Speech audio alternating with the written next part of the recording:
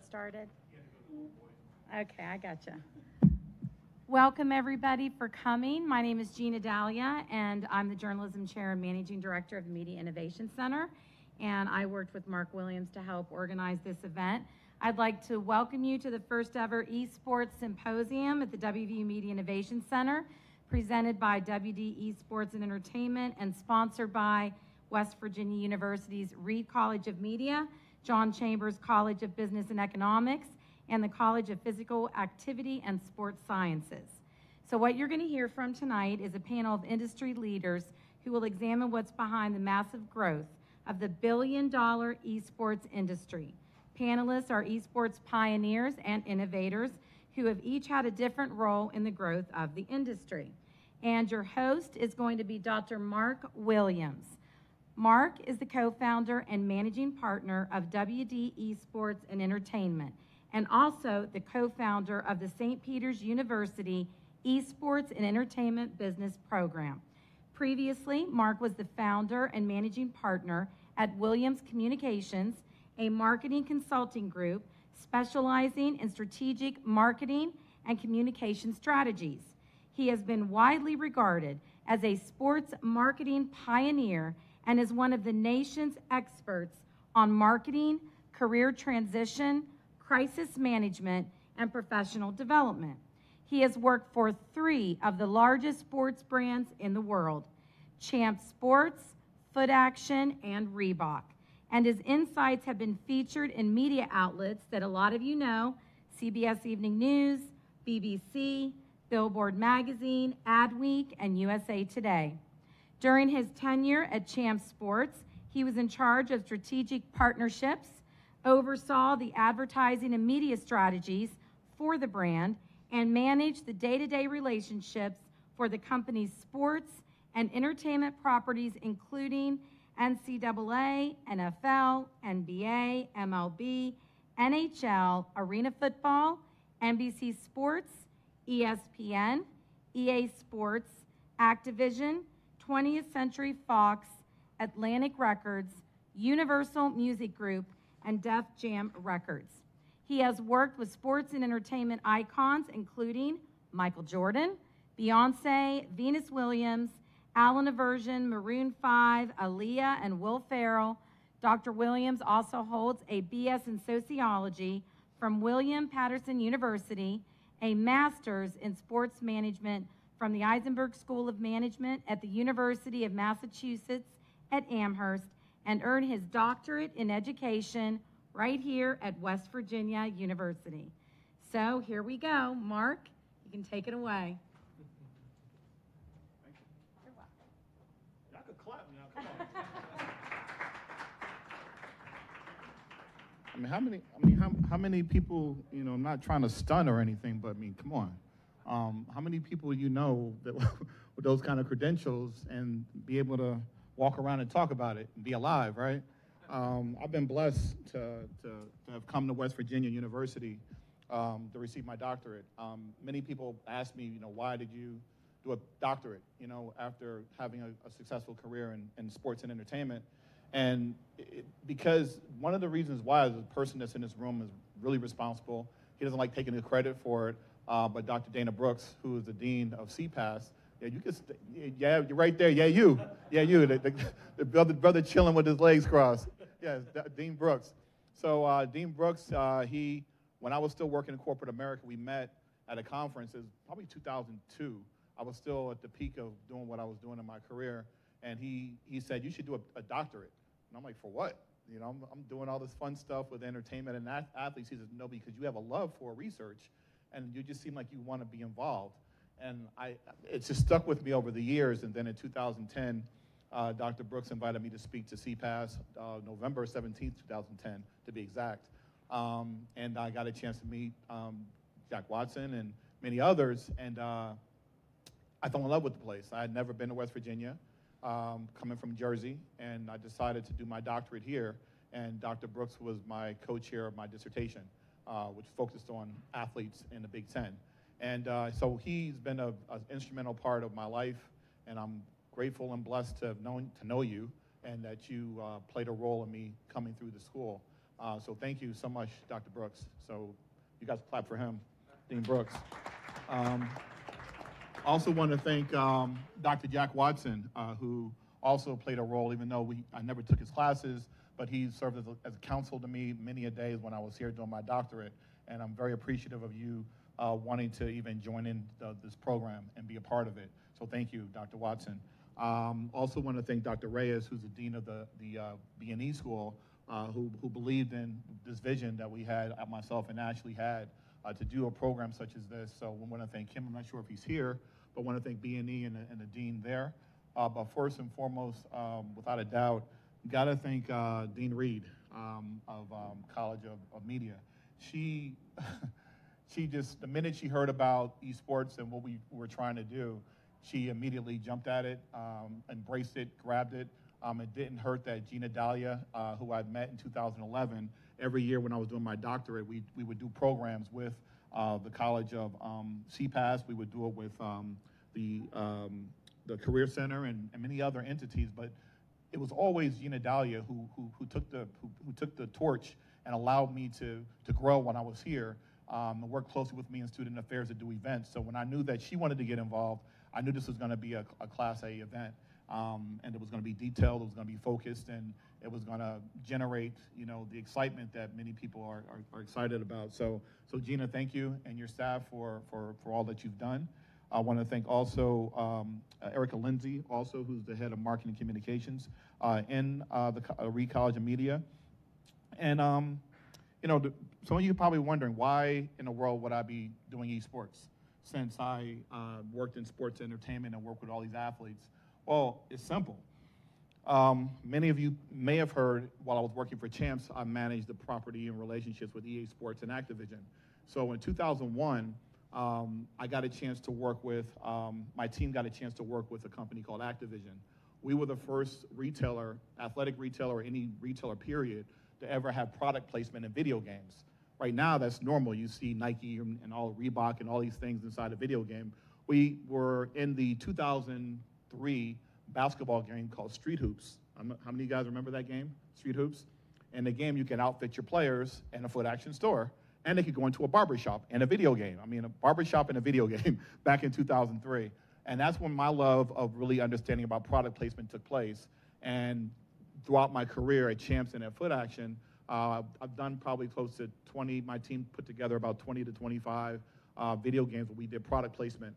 And then when I was a first year doctoral student here, I got a chance to work with Konami, Japanese company, and their big game was Dance Dance Revolution. And one of the big things about that was we helped them identify how to lose weight for kids, and we used that as a platform to get kids to lose weight. So I worked closely with Congress. I don't think you know that, Jack, when I was here. So when I was doing my doctorate, I was running back and forth to Miami to manage my company, and then coming here and doing my doctorate. I lived here in Morgantown, and so I was working with Konami for about a year and a half as a consultant, working with them on the Dance Dance Revolution game.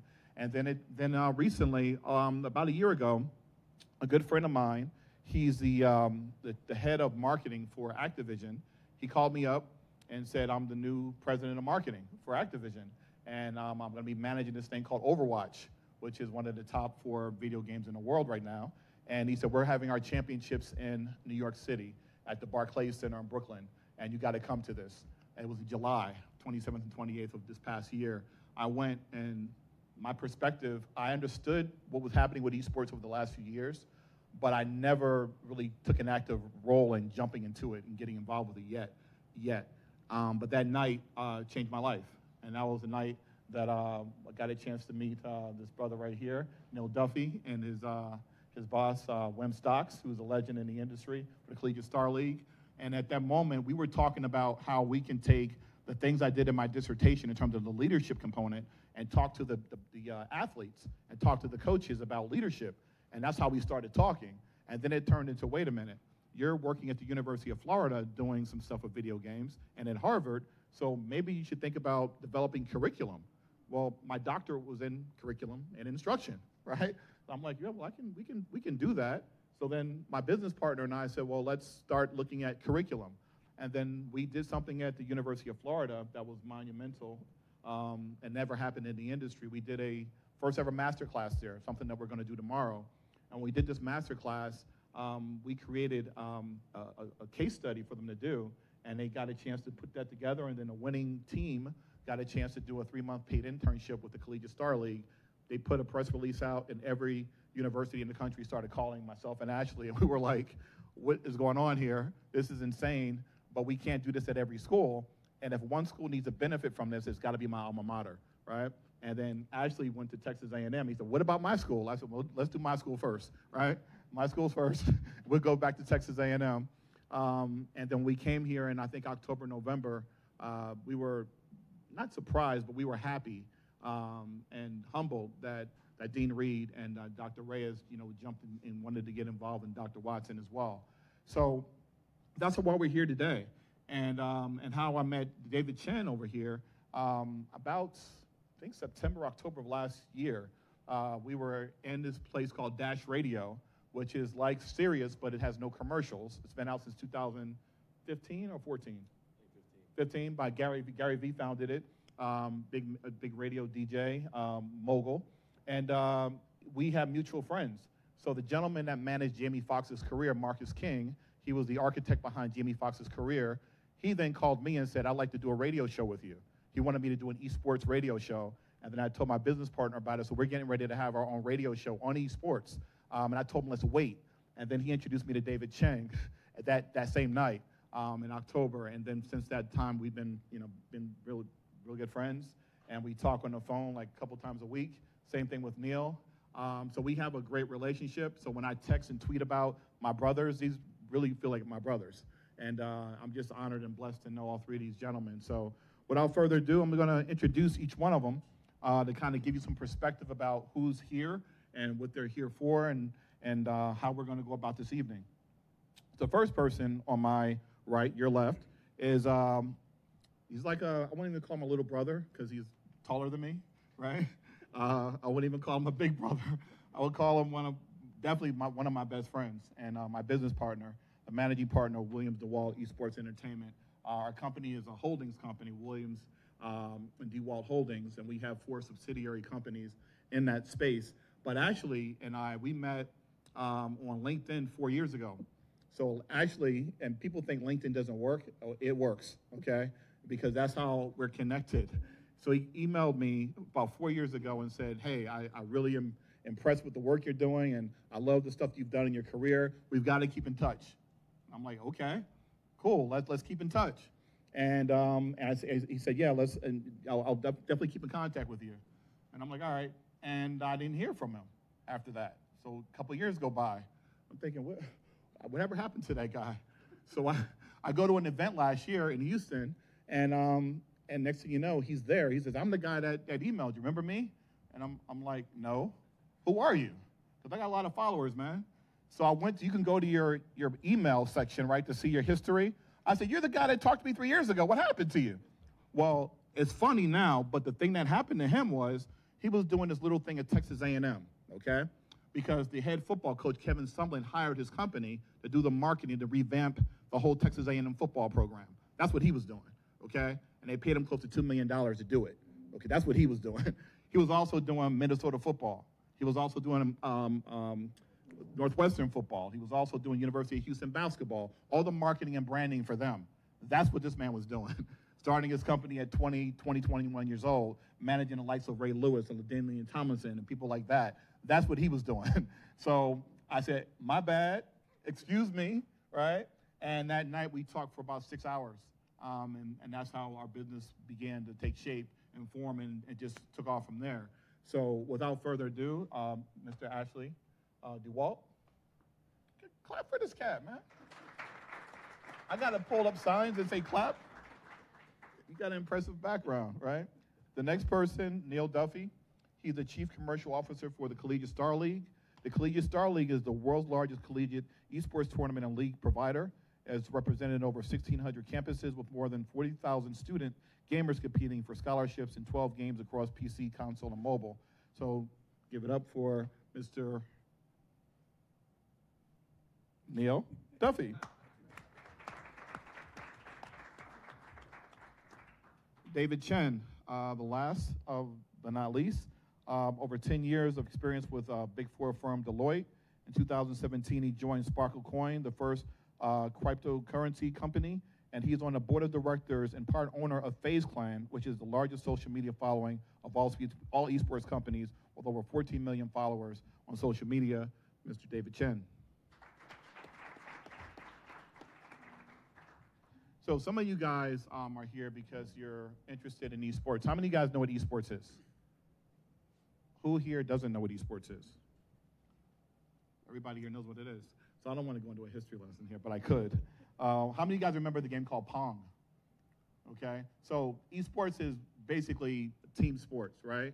But Pong was one of those single-player games where you could play by yourself. Like if you go to arcade games, those are single-player games like Pac-Man. Now you have games like Call of Duty, Overwatch that are now esports games. You have NBA Live, NBA 2K, Madden. So you have these games where the players are playing these games, and so you're thinking, how in the world has it taken off to the point where it's become part of the gaming industry is worth $180 billion industry, $180 billion industry.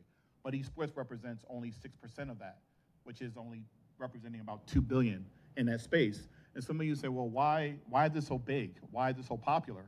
Well, these gentlemen are going to tell you why they think it's popular and why it's going to continue to grow. And one of the things that Ashley and myself, we found out immediately is that universities now are starting to pay attention to it, because about close to probably about 85 to 90% of the industry right now in esports, all those guys, women and men that are in esports that are executives, they are former gamers.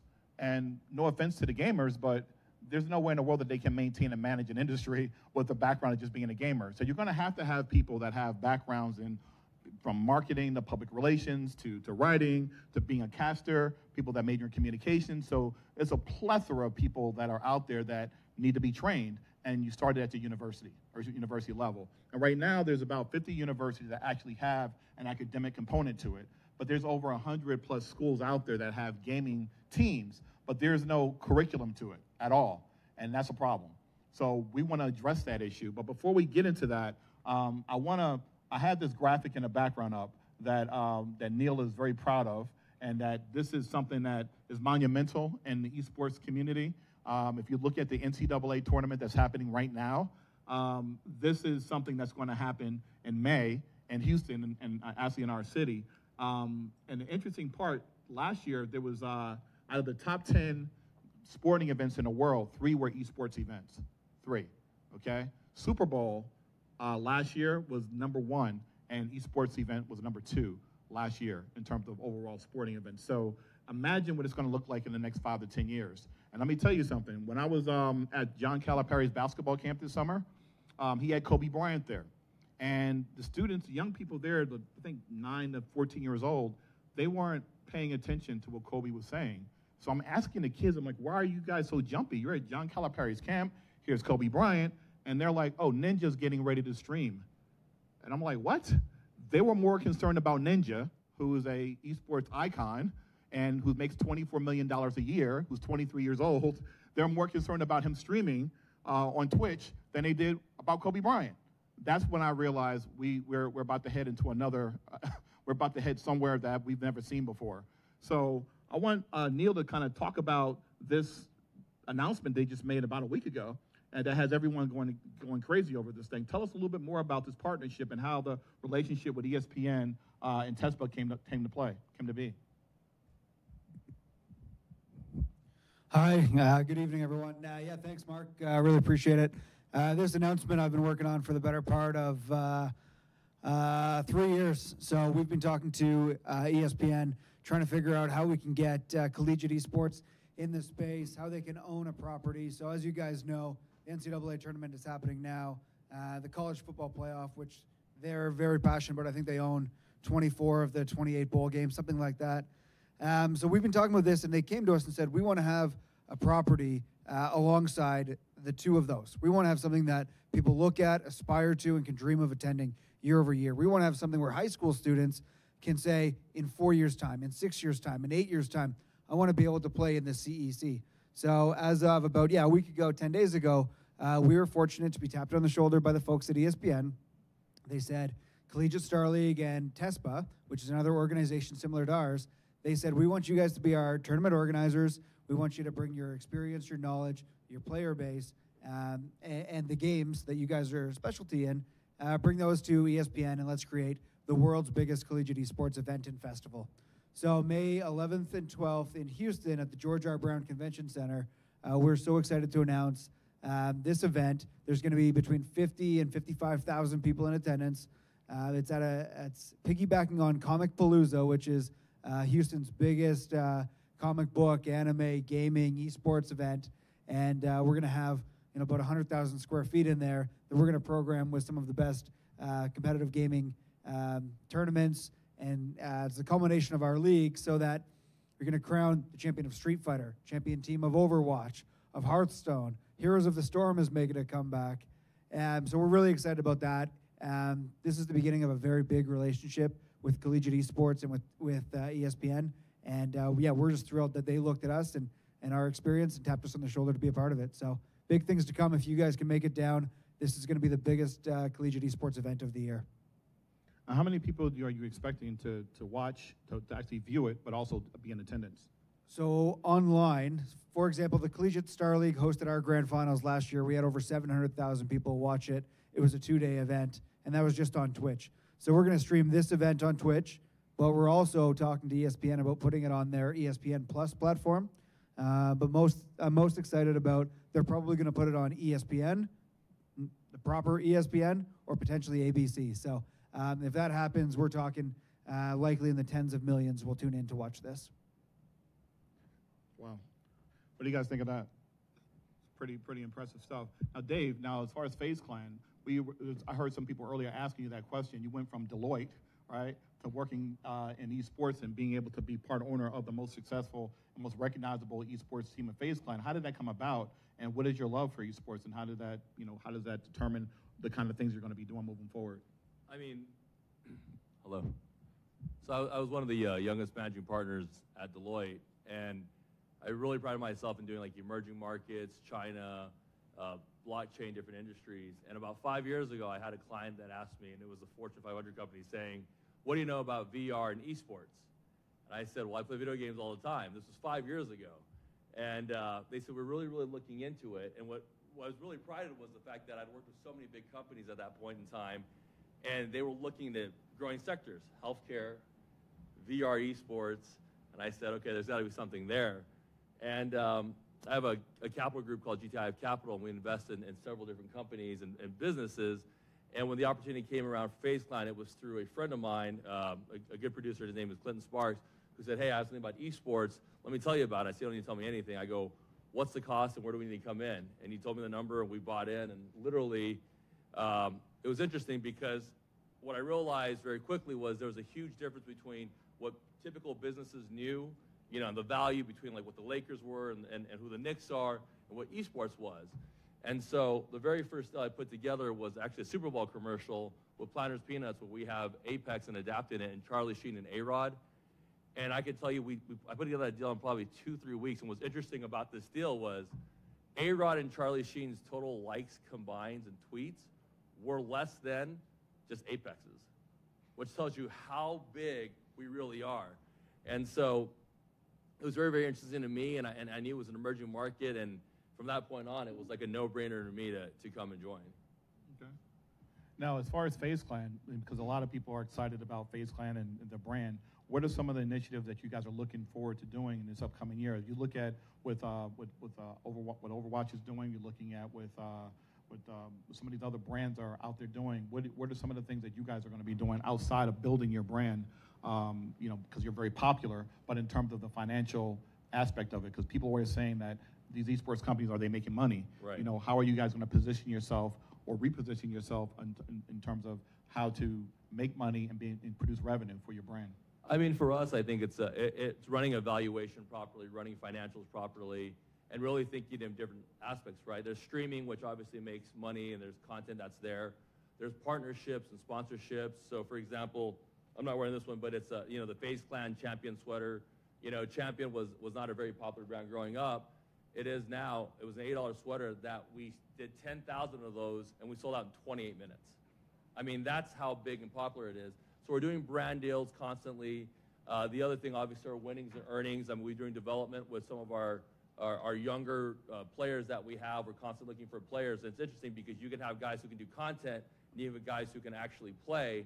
And for us, we want to do both and add them on, but we want to do individual deals and work together. So we just signed a big deal with Nissan as of a couple weeks ago, and some other major brands. And so it's been very interesting to try to make it as normal or as typical as if I say the Lakers, even though you like basketball, or the Yankees, it's the same thing. So we're really trying to grow in those different stages.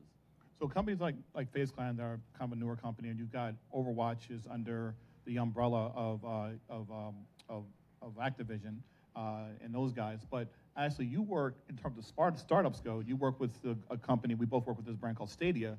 Can you talk a little bit about startups and how some of these startups, like FaZe Clan and others, how they emerge and how they become part of the esports ecosystem? And then we're going to have Neil kind of dive into what the esports ecosystem looks like as well right after this. Yeah, sure. So let's see. So what's interesting is in Texas, Frisco, Texas, is now known as like sports capital or esports capital of the country. And so what Doc and I have been doing really since last fall is taking trips up to Frisco and meeting with these different startups. And let's see here. Hello? All right. And we've been going down there and meeting with these different startups that are focused in esports. And so what's interesting is the fact that it's something that there's a lot of opportunities in this space, whether it's using artificial intelligence, data analytics to actually teach show a gamer how they can actually be a better gamer performance-wise. So there's all these different opportunities, even with betting. I believe we were in Jersey City last week, and I think there were some laws passed where they legalized gambling and betting. So for esports. So I mean, there's all these different startups that are launching. Specifically, one is through Stadia Ventures. There's different accelerators such as Sports Tech Tokyo. The LA Dodgers have one. But I mean, like I said, at the end of the day, there's a lot of opportunities that these startups are taking advantage of because right now, from our perspective, this is kind of like the first inning. So that's why there's a lot of opportunities for innovation in this space. Okay. And what I want to do is kind of give you guys some numbers here. 380 million actually watch esports daily. In the U.S., 192 million are video gamers. 61% of the U.S. online population plays games. 105.5 million are playing games every day, and average about $224 yearly, each year totaling about $2 billion a year for the gaming. And in last year, esports revenue, in terms of how things were broken down, 40% was sponsorship, 18% were media rights, and 11% for merchandising and tickets. And then also in the esports space, in terms of the console piece of it, $68 billion was made through mobile, $38 billion on console, and 33% in PC. And most of this is in North America, China, and South Korea. That's where the bulk of most of the people that are watching come from. But one of the things that people are trying to figure out, a lot of parents are really frustrated with their little ones and to say that their kids are playing too many video games, and how do you get them to focus at school? And one of the things that Ashley and I are starting to do is start talking to middle schools and high schools and educate parents, kind of doing a boot camp with parents and educating them about what esports is and how valuable it could be for their young people, beyond playing the game, but being able to be in the video game by working in the system. But before we even talk about that, I want Neil to kind of go through the ecosystem here that's behind you in terms of giving a perspective about what esports is, how it's laid out, but also talk about the education piece in terms of the opportunities for young people to get jobs. Because a lot of people are misinformed. They don't even think that there's opportunities for people to even get a job in this space. Sure. Yeah, thank you. What I'll do is I'll stand up for this just so I can follow along as I wonder if this will stretch. Can you guys hear me okay at the back? Yeah, perfect.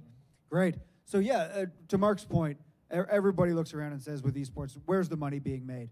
And who's making all this money? Everyone hears these figures. There's, $1 billion pre-sales for stuff like Red Dead Redemption and, everyone just assumes that if we're in this space, we're all rich. Well, that might not be true. So what I want to do is walk through a few of these, this little roadmap here. And this was made by the folks over at Catalyst. One of my friends, Bryce Blom, who's also probably the industry-leading lawyer, probably about 30, 31 years old, and he's sought after by every major brand, every major company, because he's just the most knowledgeable guy in the space. So what I want everyone to take into consideration is the one bubble that matters most in this entire slide, the only one that facilitates the rest of these other ones to even exist, is on the far left. So when you look at the publishers, the Activisions of the world, the Riot Games, I don't know why they're called Riot Games. They've only ever produced one game, so it should just be Riot Game. But EA Sports and Valve, when you look at the publishers, they control everything in this ecosystem. For all intents and purposes, they are God. They decide what leagues can play, what leagues are created, what teams can play their game, what tournament operators can actually operate the leagues, and use their IP. At the end of the day, for the NFL, no one owns a football. Wilson owns a football, but no one creates and owns and manages a football. But the publishers, they own the IP. So if you create in League of Legends a certain champion, Riot Games, someone in that studio created that, and Riot owns the IP. So as a result, all of these folks, the competitions, the platforms, the teams, they all bow down to the publishers. So where the money is being made is when you look at the top bubble there with the brands, a lot of the brands are endemics, and you're slowly seeing non-endemics come in.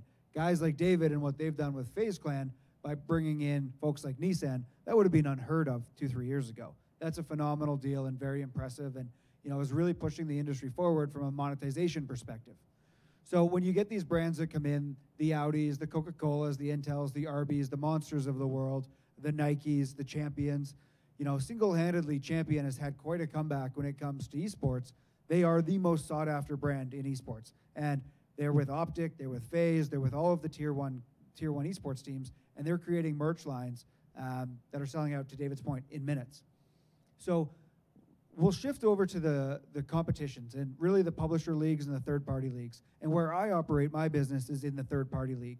So ESL, PGL, E-League, Collegiate Star League, World Gaming, MLG, these folks are all the third parties. So we have to ask permission and receive permission from the publishers to be able to host events.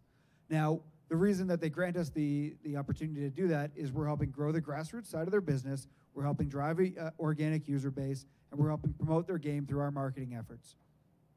What they do is then they also create their own owned and operated leagues. Overwatch League is owned by Blizzard. League of Legends, the LCS, is owned by Riot, and Call of Duty World League is owned by Activision Blizzard also.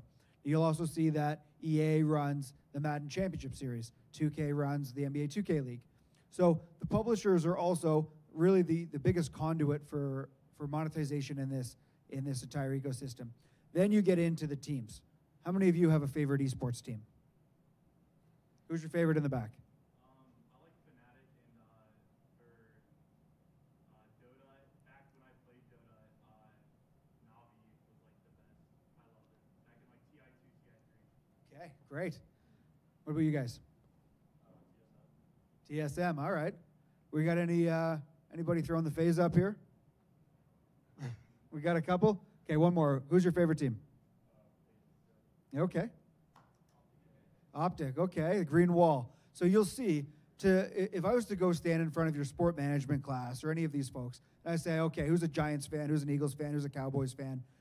What is interesting now is traditionally you wouldn't be able to do that, but to have TSM, to have Navi, to have FaZe, to have Optic, and fans are now associating now with the brand more so than the players. And that's where you're really starting to see that shift in culture, that shift in dynamic, and that fandom and enthusiasm that is the reason why folks like ESPN are getting into this space, why there's such big investments from the traditional platforms like MLBAM, like Facebook, like YouTube Gaming, and like our native platform, which is Twitch. When this platform sold in 2014, in June of 2014, I think it was, for $970 million, everyone assumed that was an absolutely insane deal because it all started with a couple of guys, Emmett and Justin. They would walk around with, this was even before GoPro, they would walk around with cameras strapped to their chest and just follow their day-to-day life. So what they saw after that was as they live streamed their lives and as they live streamed, they opened up live streaming channels for other individuals. The most interesting thing that people loved was watching other people play video games. That sounds like an insane idea, but they built it up. They gave people the platform. They gave people the opportunity to be able to show their skill, show their talent, show their gameplay, but most importantly, show their personality. And now, when you think about it, Twitch is probably one of the most undervalued deals in the last decade at $1 billion. You know, they did it for $1 billion, and they could to Amazon they sold to, and now Amazon's brought them in the ecosystem. So all of these 100 million monthly users that they have that consume, you know, 140 minutes a day of content. Now Amazon's got your data, they've got your username, they've got your frequency of login, and they can serve you ads, offers, promos to go and purchase additional gear. One of the best deals Amazon has ever done. You've got the players here. Some of you might recognize them from the Dota guy. You see, is that Sumail? You can't see it. You've got Clayster down in the bottom. You've got Faker, who's with SK Gaming. So these are some of the personalities. These would be the LeBron Jameses, the Kobe Bryants, Sidney Crosbys, Carson Wentz, all of these kind of guys, same kind of personalities. Clayster, this dude here in the bottom left with the backwards hat and the glasses on, I was in Vegas for a Call of Duty event, and I happened to sit down at the table. We were going to play some blackjack, have a couple of drinks, and I sat down, and this kid happened to be sitting there. I didn't know him from Peter. So we get talking. He's betting some big money. We're having some laughs. We're having some drinks. And it turns out later, he goes, yo, bro, you got to add me on Twitter. When I'm up in Toronto, we got to hang out. I go, sure, let's do it. So he adds me to Twitter with my, 100 followers or whatever I have. And then I add him back, and the guy's got 775,000 followers. So the power dynamic was off. After that, he was buying the drinks. So from there you can see where all of the money flows. So everyone just assumes that the money is equally spread. You can see that everything traditionally flows back around this ecosystem, back to the competitions, back to the publishers, and where it all, the crux of this entire system is down at the bottom. None of this in the top half, and the middle and top half, none of this exists without the community. On this slide, they're considered to be the fans. Fans only exist to consume content, to buy the games, to buy the consoles, to buy the PCs, and that's what people sometimes forget. At the end of the day, we're all trying to run businesses, we're all trying to grow businesses and scale our businesses, but what is being underserved at times and what is not being considered at times is the community. You're only as strong as your community. And all of the orgs that you guys mentioned, the Optics, the TSMs, the Phases, they are tier 1 orgs that are primarily built on communities, built on content, built on personality. And they're building from the ground up, not trying to monetize their fan today, but they're going to monetize their fan in 5 years, in 10 years, when all of a sudden you've got an army of 14 million social media followers. Well, I'll bet you can stack that up against the New York Mets or most other professional franchises, and FaZe will still come out on top. So that's a high-level overview of the industry. If you guys want, we're more than happy to share this slide. It's readily available on the internet. But if you have any questions, we're happy to field some. I think we're going to have some Q&A towards the end, but I hope you enjoyed that. You guys would clap for that. Because a lot of people, I don't want to tell you guys when to clap, okay? But starting to sound like somebody in power over here in our government. Anyway, but basically, this gives you guys an idea of how it's obviously a top-level overview of what the industry is. Because again, most people, when they hear esports, they're hearing about playing video games and that's it. They're not thinking about all the other aspects of the gaming piece. Actually, you are really well known for what you've done in social media. What do you think are some of the things that are going to be occurring in the next couple of years with esports in terms of the social media platform and some of the things that you see at Stadia that are developing that most people haven't seen yet? Yeah, so I think, for one, I think what's really cool is the fact that, you have people like us that's come from the traditional sports space. And so, for me, I'm able to kind of see, how this industry is shaping. And I believe that, when it comes to social media and being able to tell your story, I think the focus is eventually going to be on the players, on the gamers. Of course, there is, FaZe Clan and all the other different, esports organizations. But I think that, if you think about it, the NFL, the NBA, The NBA now really focuses on the players besides just the teams. You know, I think in the early 90s, you focused on the Bulls, the Lakers, the Celtics. But if you think about it now, even if you just, you know, follow Bleach Report, a lot of the content now is focused on Kyrie Irving or Damian Lillard or LeBron James. So I think that you're going to see that same thing spill over into esports, where they're focusing on the gamers and not just, you know, everybody just knows Ninja or, you know, the gamers up here that Neil mentioned. So I think, you know, over time, and you know, I'm going to just take a guess and say, you know, maybe in the next year, because everything is happening so fast in this industry right now. So I think from that perspective, when it comes to personal branding, you're going to see them focusing on the gamers. But then also, you know, like I mentioned earlier about the startups and innovation, you know, just being a part of Stadia Ventures, that's one of the leading sports and esports accelerators in the country. And so we have the opportunity to see these different startups literally pitch their startups to us, because if they get accepted, of course, they're written a check, $100,000 check, equity, et cetera. But, you know, we're starting to see a lot of different startups that are focusing on using, you know, emerging technology to really enhance the tournament, the experiences at these tournaments, but also like virtual reality.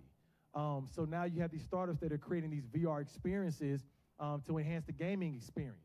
But then also you have augmented reality. Recently, you know, I'm sure some of you guys probably heard about the news with Google. Google just dropped Stadia. And it's similar because one of my friends was like, hey, when they said Stadia, I thought he was talking about Stadia Ventures. But Google just dropped Stadia, this platform where basically they're democratizing the gaming industry, where anyone can play a game on whatever the device. There's, you know, no load time, all this different stuff that's like unheard of right now. So I think just with the emerging technology, there's going to be opportunities for startups to jump in and really put their stake in the ground.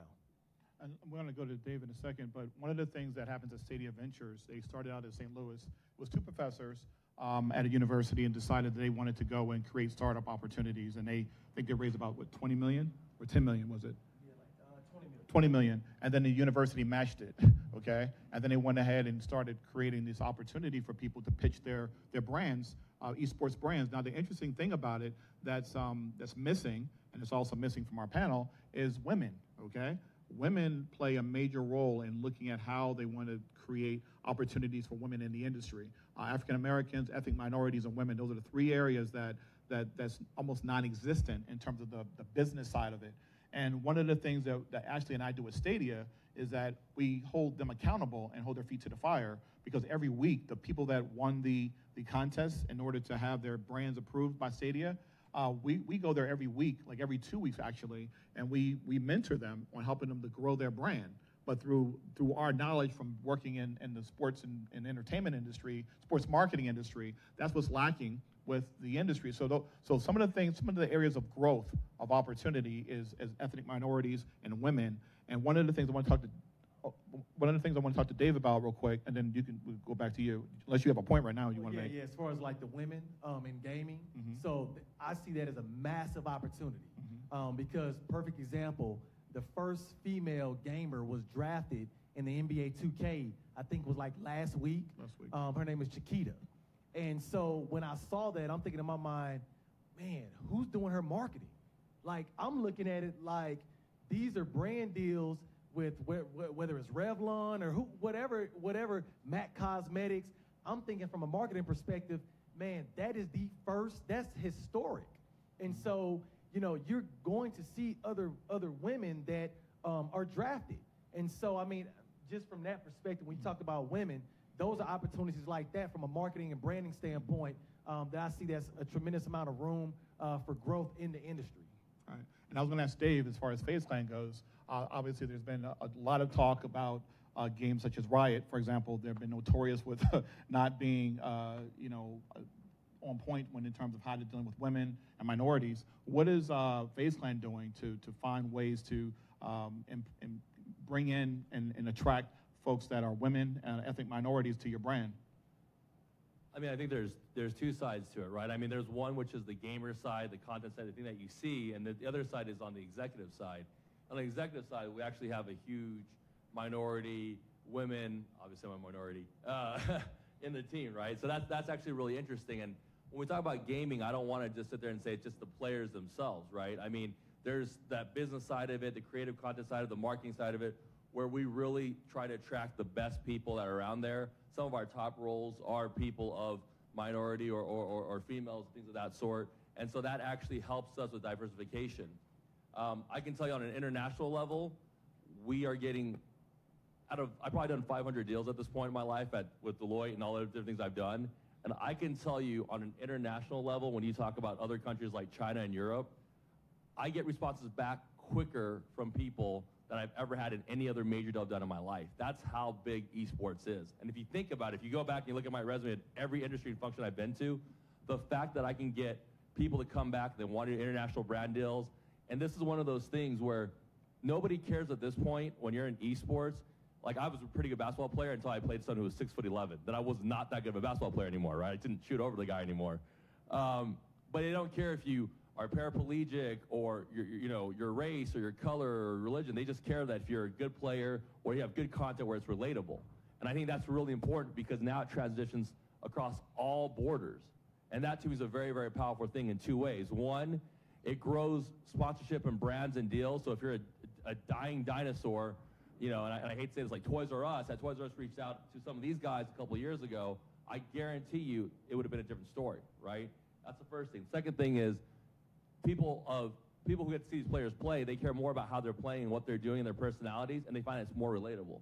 And so although right now we're not in China, or most of these teams are in China because in China it's mobile gaming, I can tell you that we just recently did a study. We were the most known brand in China, right? And you would have to think about it because YouTube is not legal in China, right? Facebook is not legal in China. Instagram is not legal in China. Yet we're still the #1 team, and there's hundreds of millions of other people that are looking at all these other teams because they're finding a way to do so. Mm-hmm. So that should tell you how big this industry really is and how it's going out through different industries.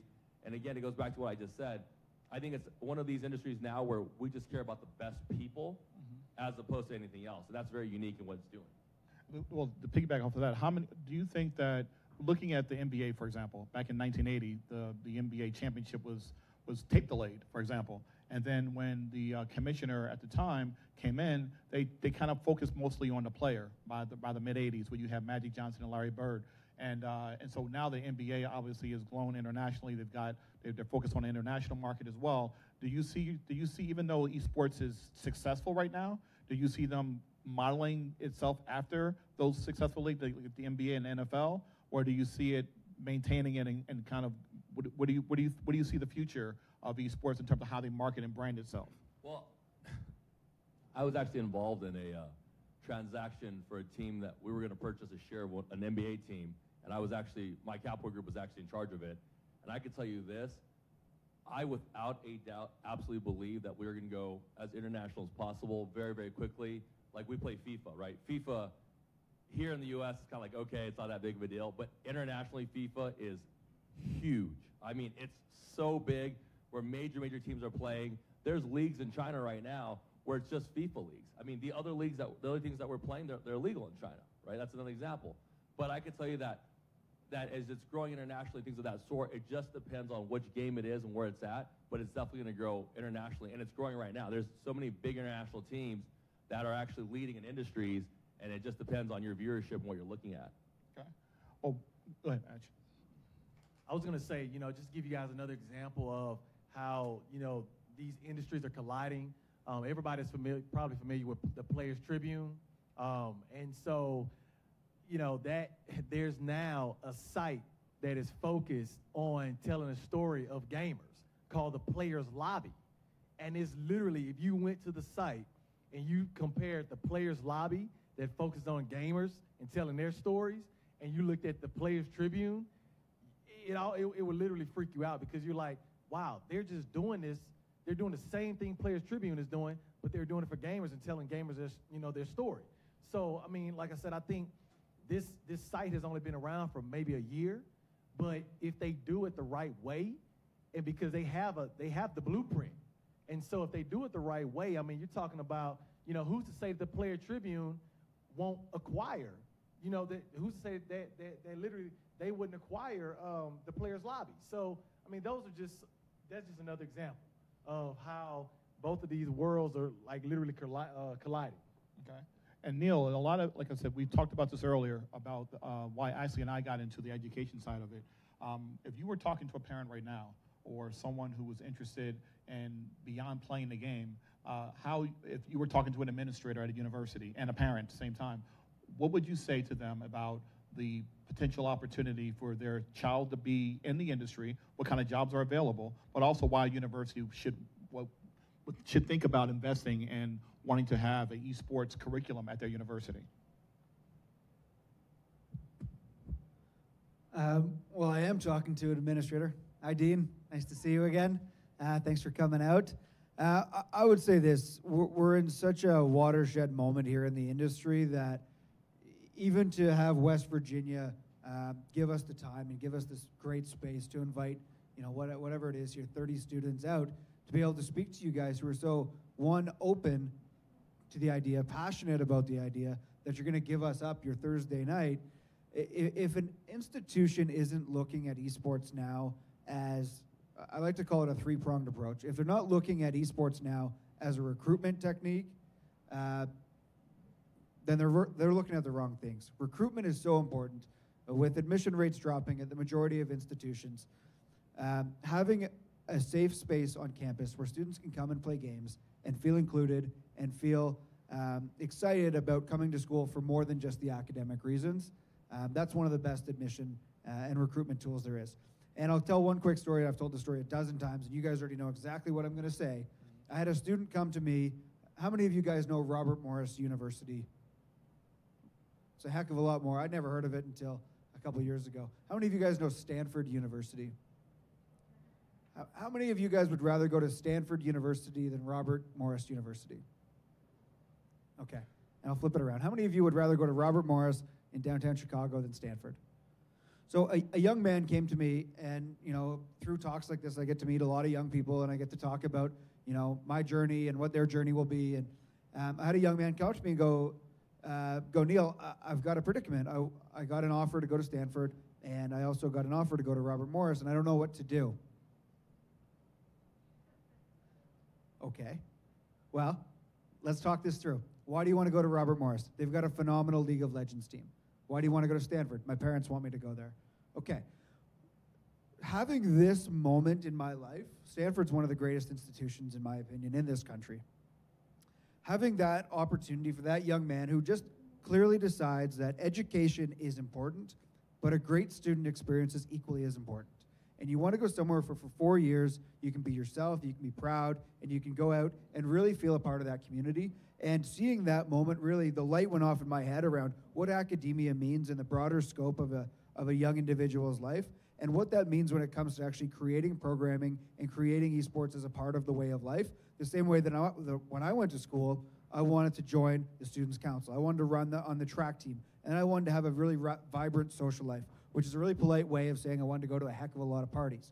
So that was important to my student experience. And now when you see in 2014, Robert Morris announces the first scholarship program for League of Legends, now their classes are filled, their registrations have gone through the roof, and they're located in an office tower in downtown Chicago. From there, you see the next couple of schools drop, the Maryvilles of the world, the Columbia colleges. Now you've got 135 programs that have varsity programs where students can get either academic scholarships or in some forms athletic scholarships. I think when I speak to young people today and I speak to administrators today, is that esports is as much defensive as it is offensive. If you're not looking at it from that positioning, you need to get people on your staff to do the research for you and tell you where you need to go. The second thing is, when I went to university, I studied two things. One was history and the other was geography. And as a result, I'm exceptional at playing Jeopardy, but the practical life skills that I have from my education are minimal. You want to name a couple of lakes in Russia, I'm your guy.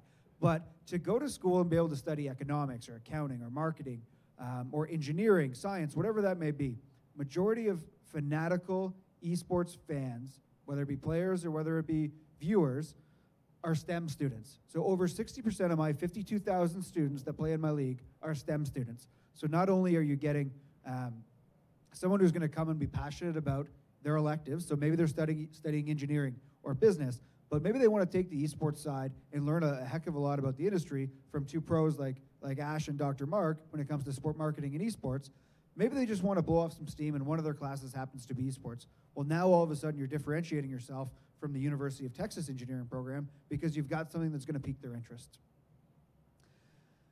And then really the third and final point is, when I talk to administrators, everybody knows the University of Texas, and I'm a huge Longhorns fan because I went to my first football game there, and Vince Young was a superstar.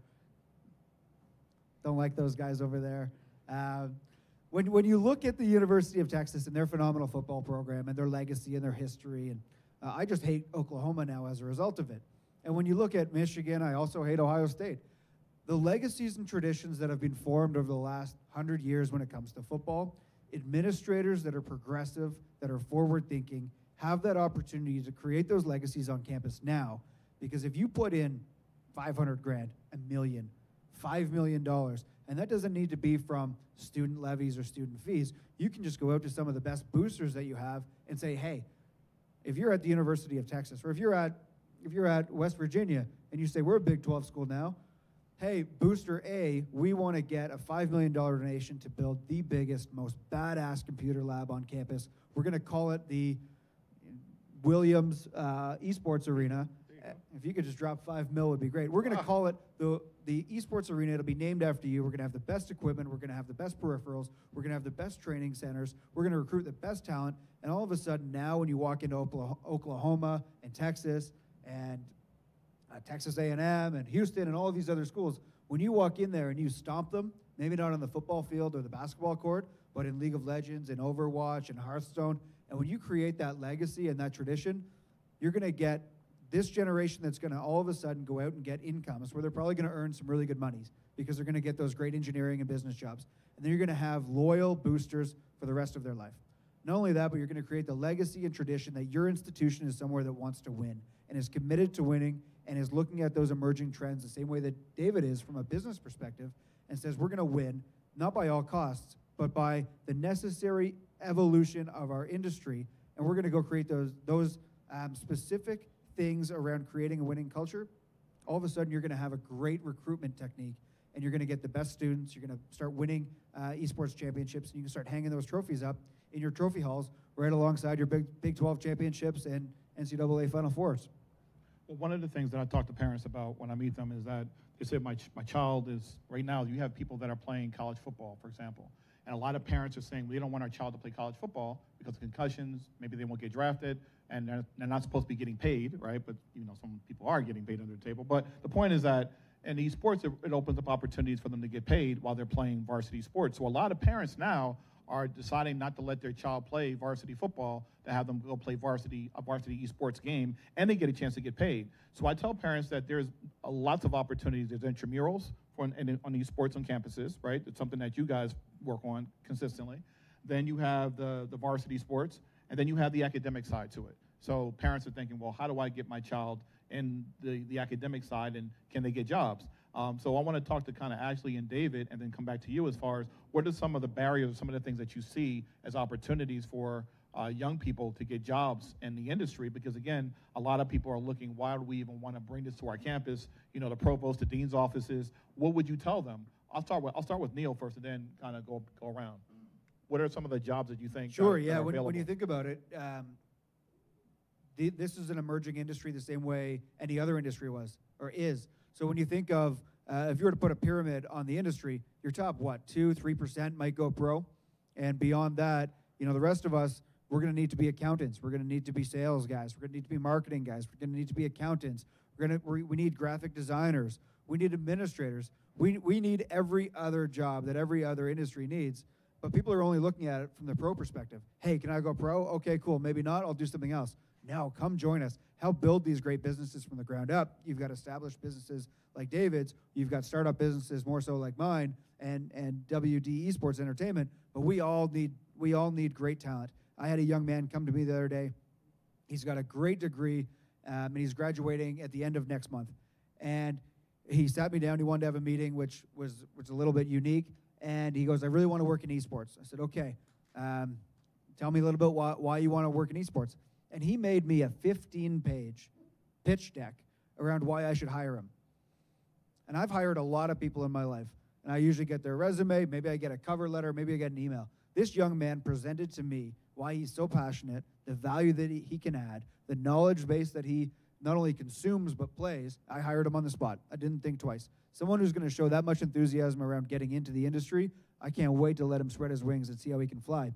So what I would say is when you look at the job landscape, it's no different than sports management, sports marketing, anything like that. We need all of the same talent, but we're completely underserved because we don't have that funnel being fed into us of esports talent, people that have knowledge or experience in esports. All we've got is passionate gamers who maybe played a lot of games growing up, but might not have that background to business acumen to help us in those mid-level management and beyond positions. And Dave, and actually, what are some of the things that you see in terms of skill sets that an individual, that they're in college or even in high school, that they would need if they were trying to pursue a career in esports, not playing the game, but being behind the scenes, but even also educating people how to do that? Because again, most people are not thinking that there's a career in that. Even like when I meet parents now and they say their kid wants to play pro football, they're not thinking about their child being a coach or being a marketing person or a lawyer for the NFL if they don't make it. What are some of the things that you see as far as skill sets that you're looking for as a person that is with the one of the top programs, companies in the world with esports? What are some of the skill sets that a person that you will look to hire would need? I mean, I could tell you that one of our talent managers is actually 21 years old, and he actually runs 5 of our top players because he just knows how to work with people, right? And that's very different from what you would think as a typical talent manager would be.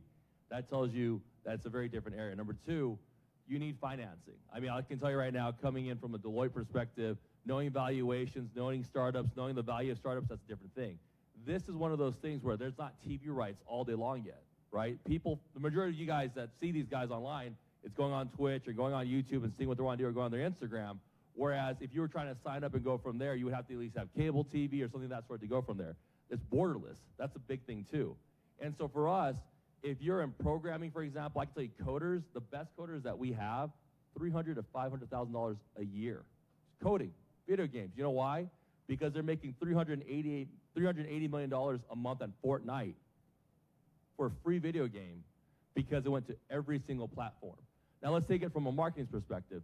Social media marketing, right? Brand marketing, brand deals. That requires business, entrepreneur business skill set, right? Finance. What are the values of these businesses? How can I show that my sponsorship brand is worth the same as another team's or everyone else's? That's negotiation and business tactics, right? These are skill sets that you need. We have in-house attorneys, and let me tell you, they're the brightest guys in the world, but they have to know the industry to be part of it, and every single day has to go through an industry and function like that. So for universities like this university and other ones that we've spoken at, the reality is you are ahead of the curve, and you're talking to a new Generation Z, which is, there's very, very young people from now until 18. And do they have money? Yes, because they're the ones who got Fortnite to be $380 million a month in profit. That's one video game. That's one video game. That is the trend and changes that are happening right now that everyone who's playing this is part of. And the best part about this is, and I'm going to share a real honest story. One of our players told me, I asked him how he joined the team, and I'll tell you how he joined the team. And I'll tell you, it's Apex's story. It's a great story. He says, when I was 13 years old, I applied to do a phase, and I got blown off by Temper. I said, okay. And he goes, so then one day I do a trick shot, and the thing literally goes viral. It was like top 5 trick shots. And Temper looks over and goes, wow, man, that was so amazing. You did such a cool trick shot. And he goes, yeah, I talked to you about a year ago, 2 years ago. I didn't really get anything back. And Temper goes, why don't you just join phase? That simple. Anybody right now doing a trick shot, something really, really different, and that can actually get content and views, can actually grow. What does that transition into? Let's go back, and I'm going to talk about something really quick on mergers. Facebook, right? 830 million users, huge valuation. Why? Because users are worth something. We had 52 times the views of the Super Bowl, and I want to really tell our real numbers. We actually at FaZe, I'm just talking about FaZe only, 300 million subscribers this year, 10 billion views last year. 10 billion views. So if I'm going to go up to a monster, I'm going to say I have 10 billion views with 300 million subscribers, and I have a conversion rate of 14%, and the Kardashians only have 3%, what am I worth to you? If I'm worth 52 times the views of the Super Bowl, what am I worth to you? That's why everybody that's sitting here, and I don't care if you're in esports, non-esports, can be in esports and can grow it, because that's how big it is, and we just started. That's the craziest part. We just started. The numbers are unheard of. And so by doing that and joining these different type of things, anyone can join, anyone can do it. It just depends on what you're trying to do and what your approaches are. I had a guy who's in sports medicine. A lot of these guys are having thumb issues, right? Hand issues. So there's guys who are literally in sports medicine in e-games, and he's the expert because he's telling you to rest your hands, things like that. There's ways to make money and work with it. You just have to know how to do it. All right. And one of the interesting things is we have a friend that works with the Dallas Cowboys and talk about what they do with the esports gamers. Yeah, so it's funny because we some of the students in our class, they're actually some of their goals and dreams are to basically become a personal trainer and work with NFL, NBA athletes. And so, when we talk to them, we're like, well, hey, have you thought about esports? Because now you have brands like Complexity Gaming, who is now having their gaming teams train with the Dallas Cowboys at the Dallas Cowboys facilities. And so, I mean, this is something that is unheard of.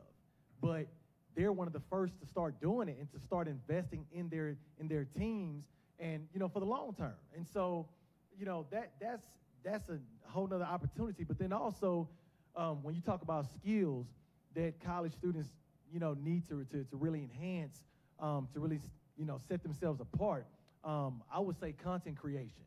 At the end of the day, whoever you are, if you can create content, you can go and you can join this industry. I mean, any organization like that. Because, for example, in our classes, they have YouTube Academy, YouTube Creators Academy. So our students have to go through different modules and literally complete these different YouTube creators certification modules. Same thing with Twitter Flight School, Facebook Blueprint. So we're literally teaching our students the foundation of social media marketing. And, at the end of the day, by the time they're done in our classes at U of H, they're able to create content. So at the end of the day, they're able to add value, whether they want to work in traditional sports or they want to cross over to esports. And so, a perfect example is one of our students, we represent the heavyweight champion of the world, Deontay Wilder. And this student, similar situation that Neil talked about, he literally created a marketing strategy for crossing Deontay Wilder into esports, and how we can do that organically to where it doesn't come across, to where it's not authentic. And so, I mean, there's so many opportunities, but like I said, at the end of the day, the one thing that I can say for you guys that's in here that are students, to enhance your skills when it comes to creating content, whether it's through on YouTube, Instagram, whatever platform it is, but being able to create content, learning how to do Adobe Photoshop, Illustrator, Adobe Premiere, all those different tools, Adobe Creative Suite, like learn that stuff like the palm of, like literally like you play video games all day, do that same thing with those different applications, because when you can create content, you're like gold. And one of the things too, nutritionist and Dean Reed's leaving right now, but I was going to mention this about the student. Yeah, she come back real quick. Oh, she's leaving now, but she's gone. She's got to go. But one of the things that I learned when I was here in school is that the Reed College of Media, they have some of the best students in the country in terms of creating content. And every year they have this award where they have the news channel, the news stations, and they win every year. And so the students that are out trying to get jobs at NBC, CBS, ESPN, they could translate and do the same thing in esports, right? And become casters. They call them casters instead of newscasters. And then you're making about $30,000, $40,000 a year doing that coming out of college. But if you do it at esports, you're making $400,000 or $500,000 a year, okay? Being a caster alone. And then I come from sports marketing background. Those people like Dr. Watson, who's teaching the students about sports marketing, and they want to work for the NBA, the NFL, Major League Baseball, events, event management, marketing, public relations. They could do that in esports and make 3 times the amount of money because, again, the industry is searching. They're hungry for people that are in this space. They're not, and the great thing about what Ashley and I've been able to do is that we don't just go to the universities and talk to them and say, you should do it. Hey, give us some money. No, we actually sit down with the industry, the folks that are in the industry, and ask them, what are the skill sets? What are the things that we need to be teaching these students so that they will be ready for your industry? As opposed to some schools will say, hey, we want to just increase enrollment. Let's go ahead and start an esports program. And we're like, that's not the way to do it. And your kids are not going to get jobs, and you're going to have angry parents and angry students. And this past weekend, Ashley and I were at St. Peter's, and it was a young man. He just got accepted to St. Peter's. He was trying to make a decision on another school in New York, and his father and mother said, why should he come here? I said, well, why are you thinking about the other school? He said, well, they have a great Fortnite team and blah, blah, blah. I said, but do they have curriculum? He said, what do you mean? I said, are they teaching you about the business of the sport? And the mother and father looked, their eyes got bigger because they're sending their child to go to school to get a job, not to just play Fortnite. And when I told them that we have a curriculum, and we're also going to bring the people that are decision makers in the industry, and we're going to give you a platform and teaching you how to get into the industry and bringing those industry leaders to the classroom. And by the way, some of the industry people that we know are good friends with Ninja.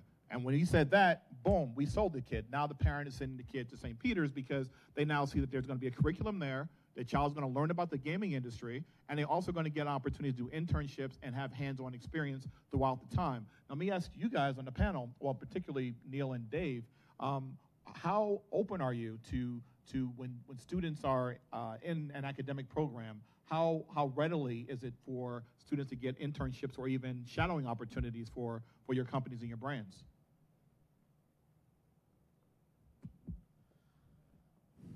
I'll take talent all day. If someone's a talented individual, I could use staff in any role or any position. We took 6 interns from a program similar to what we did here, and my business is 8 full-time staff and 40 part-time. But like I told you that story about the young man who made the pitch deck around looking to get employed, I'd be remiss to not hire that guy in the spot, because when you see top talent, you find a role for them. When I joined my business about 5 years ago, it was a bigger company, and then when I joined it, the guy just hired me because he liked what I was doing. I had great experience, and then from there we built the equivalent of the NCAA of gaming. There was no roadmap. There was no history. There was no benchmark of what we were going to do.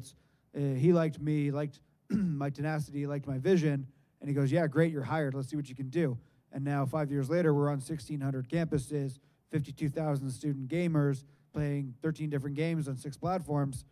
Well, the NCAA Division 1A football has 10,000 student athletes, and Collegiate Star League has 52,000. Obviously, one of us makes a heck of a lot of money and the other doesn't.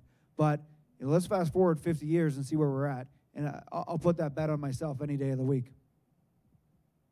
That's pretty cool.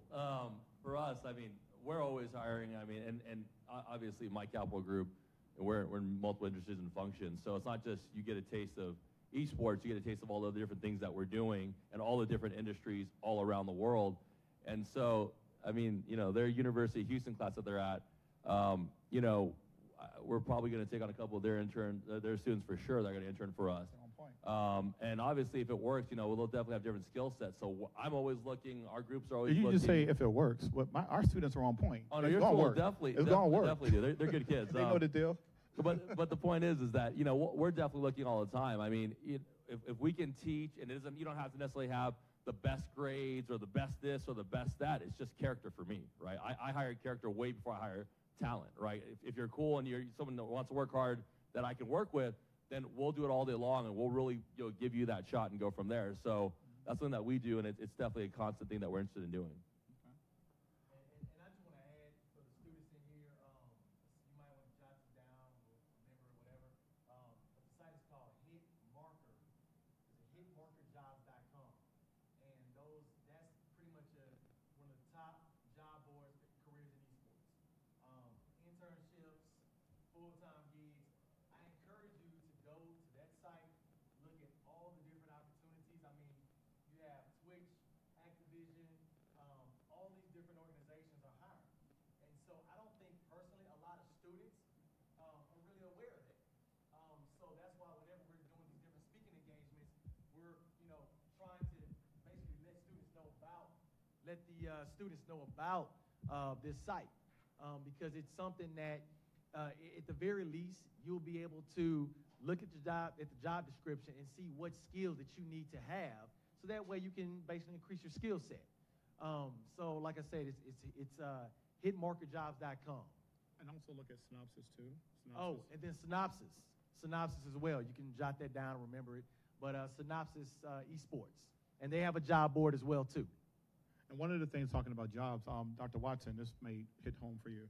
So we have one of the top sports psychology programs in the world, and Dr. Watson is in his space, and Dr. Brooks is in their space, is kind of spearheads this. And so you have people that that are needed in sports psychology around esports, clearly, as well as nutrition. There are people that obviously are playing games 15, 16 hours a day. They may not have the best nutrition as well. So you have people that are in kinesiology, that are nutritionists that are out here that are looking to try to further their careers by working in the NFL or college sports, where they could translate that into esports. And currently, even with leadership, right? So if it's education, if it's sports psychology, no matter what, they're looking for coaches, people that can coach these players. And again, I know you and I, we laugh about it a lot because, you know, you're a UVA guy, you're used to traditional sports, and just seeing that people are actually watching people play video games, but there's careers for people, even for yourself, to say, I can be a consultant to FaZe Clan or whomever, and make six figures doing it by utilizing your traditional skills that you get in the educational sense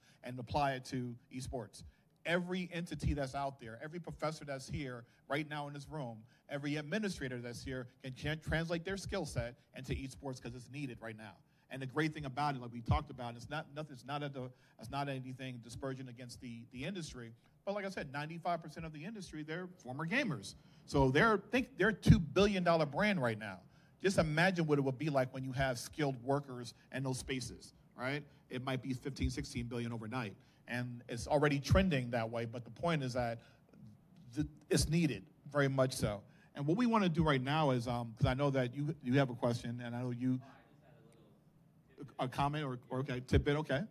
So with hit market jobs, like if you don't know how to build a resume or cover letters for esports jobs, they help you make that as well.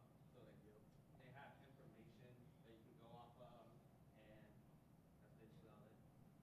So you can just go, there's a little category, and it'll show you everything that you need to know about. Okay.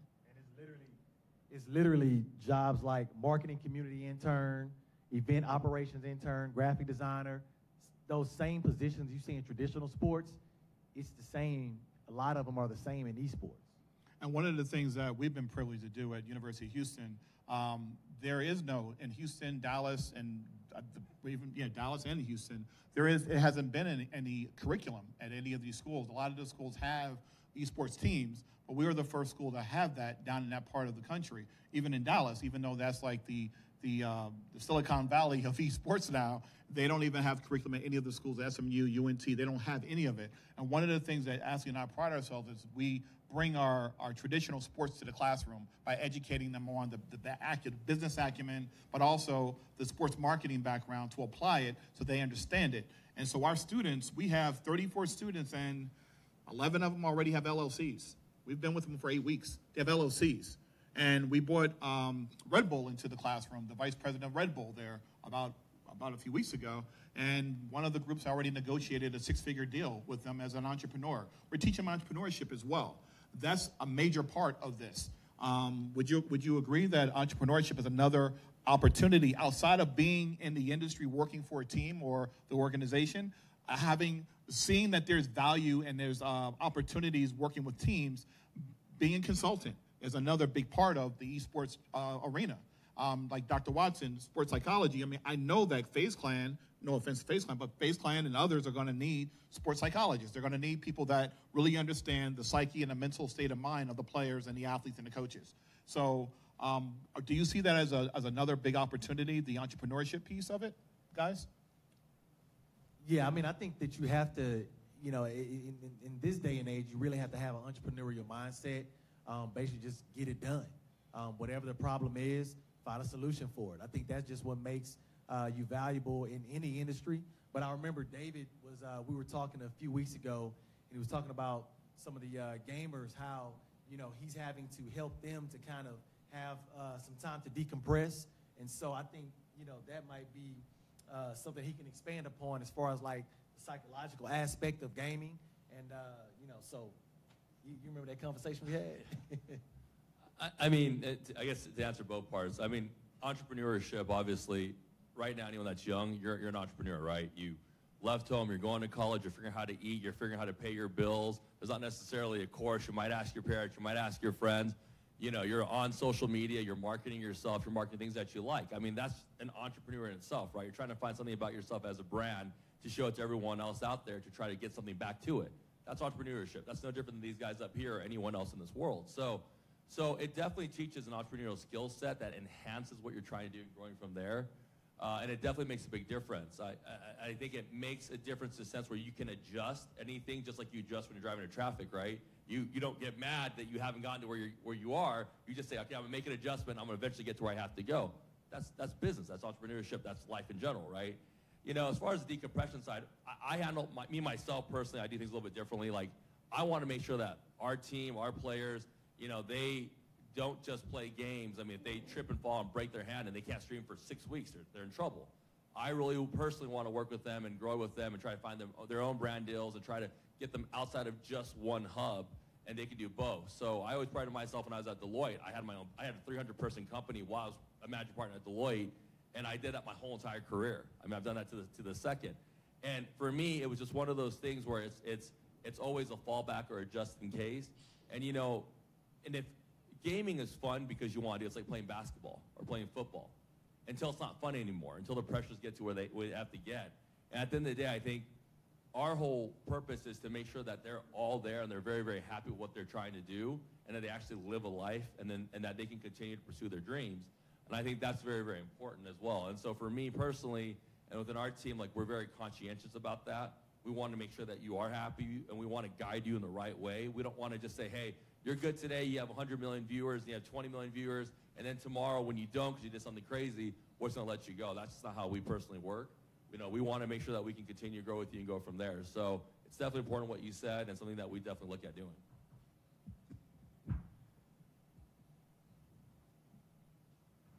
Go ahead, yeah, take the question in the back. No, go ahead. Go ahead. We can go after. Neil, you have a question? Oh, okay. Or you just saying hi to me? Okay. Hey, what's up, man?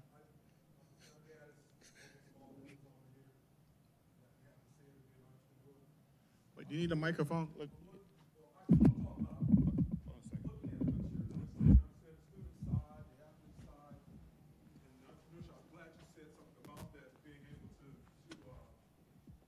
Able to bring some of the small businesses into the fold. I see. I was thinking when I came, I was like, "What am I going to do with this esports stuff?"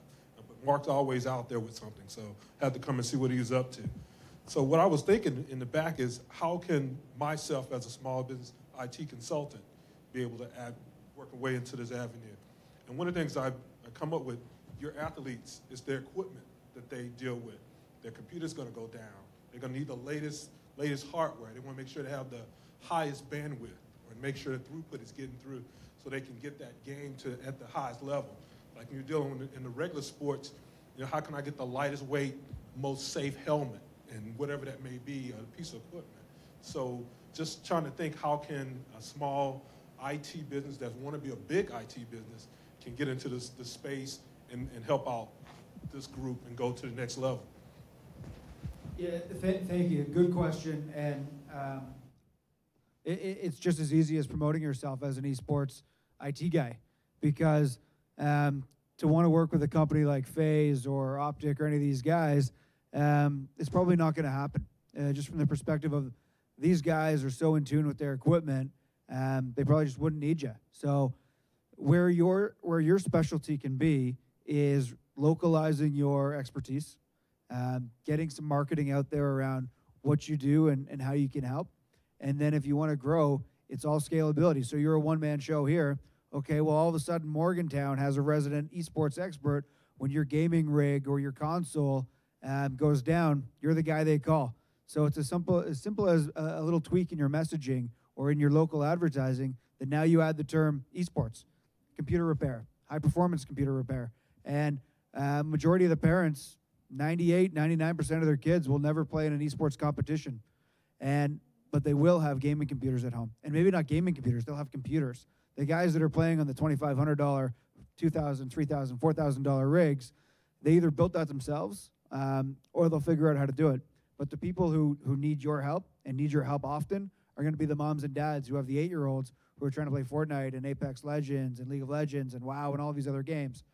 So there's a great opportunity just by making that language and tweaking that a little bit, that you're going to be the first person they call when something goes down. And the other thing is that relationships. So I've known John Gaddis. We've known each other for like 8 years now. And so it's relationships. And one of the things that I know about him that a lot of people don't get a chance to do in Morgantown, unless you have a direct relationship with athletics here, no matter what your skill set is, you're just not going to walk into athletics, right? Or any college athletic team in the country, Division I, you're just not going to walk into that space. But the relationship piece, because I tell our students, it's not who you know, but who knows you, right? So now that you've met these gentlemen, they now know you and you know them, right? So it's relationships. Even though Neil is talking about localized, there may be opportunity in the future to work with some of these other brands because of the relationship we've cultivated, right? That's one. Two, the opportunity to, when they start doing summer camps, camps are going to be all over the place in the next 3 to 5 years, and there's some going on right now. Camps for kids and their parents on how to play esports. They're going to need a person like you to be there. They're going to need people like you as they start creating these championship series all around the world. They're going to need people that understand that right now they already have their own people. But if I say to Neil, hey, man, I remember my guy back in Morgantown, and he does X, Y, and Z, Neil might say, you know what, we can use him because he works with all these other entities. He works with over 50,000+ student athletes, right? But on top of that, he works with all these universities as well. So the point is that there's opportunity there. It's just being creative with it. Like, actually, now we got creative with this. We didn't go out looking to work with universities. I mean, universities are not going to just let you walk into their space.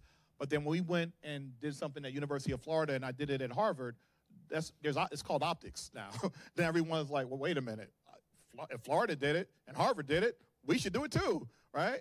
And it doesn't hurt that my alma mater wanted to do it. So we're building this thing. So when people watch me on social media that don't see me every day, and they see me connected to esports, they stop. They're like, okay, if Marc's doing this, something's going on here. And so by you paying attention to that, now we walk you and help you get set up in that space. But to Neil's point, make sure that you start establishing yourself as that, differentiating yourself here in Morgantown, because I don't think there's anybody in Morgantown that has that moniker or that title. And you have that title now. It's all about optics now. And when some of these esports companies see that and your name and your brand, and then they see the relationships that we have, that's how the opportunities you get opportunity, in my opinion. I'm a person that networks all the time, right? So let's do this. We've had a lot of information thrown at you. We're obviously very passionate about what we do, and we could talk for hours about it. But I know that some of you guys are probably having some questions. I see looks on your faces. Some of it might be boredom. Maybe you're tired. Maybe you're hungry. We have a lot of snacks in the back. We have drinks here. but I'm curious to know what you're thinking, and kind of curious to know what kind of questions you have or what some kind of comments you have from just the information you heard today so far. So any brave souls out there that want to, we have one brave soul. Stand up, say your name, what your major is, and what your question is. Well, first of all, my name is John Craig. I'm a transfer student here, and so far I love it. My major is sports and media journalism. I wanted to ask, like, at the esports, like the tournaments and stuff like that, do they have like live podcasts and stuff where they could talk and like viewers that's not there? Can you like, how can I say this? Do they have like podcasts where the person will like, talk and like actually show like what's going on around the tournament and like live feeds and like tweets instead of like, you go on social media, you see the tweets, but you can't really see like the live view of it. Like, is that actually there?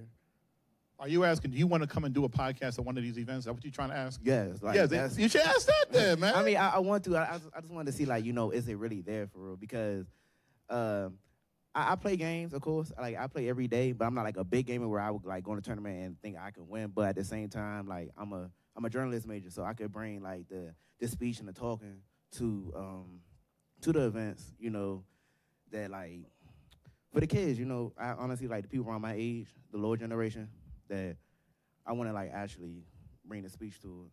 So I just opportunity. Yeah, I think that's a great question. I think it's interesting because it does exist somewhat. It's obviously not as professionalized as as the sports realm. You know, you see the guys walk into the stadium, you see them gearing up, you see them go to the go play the game, you see them walk off the court, stuff like that.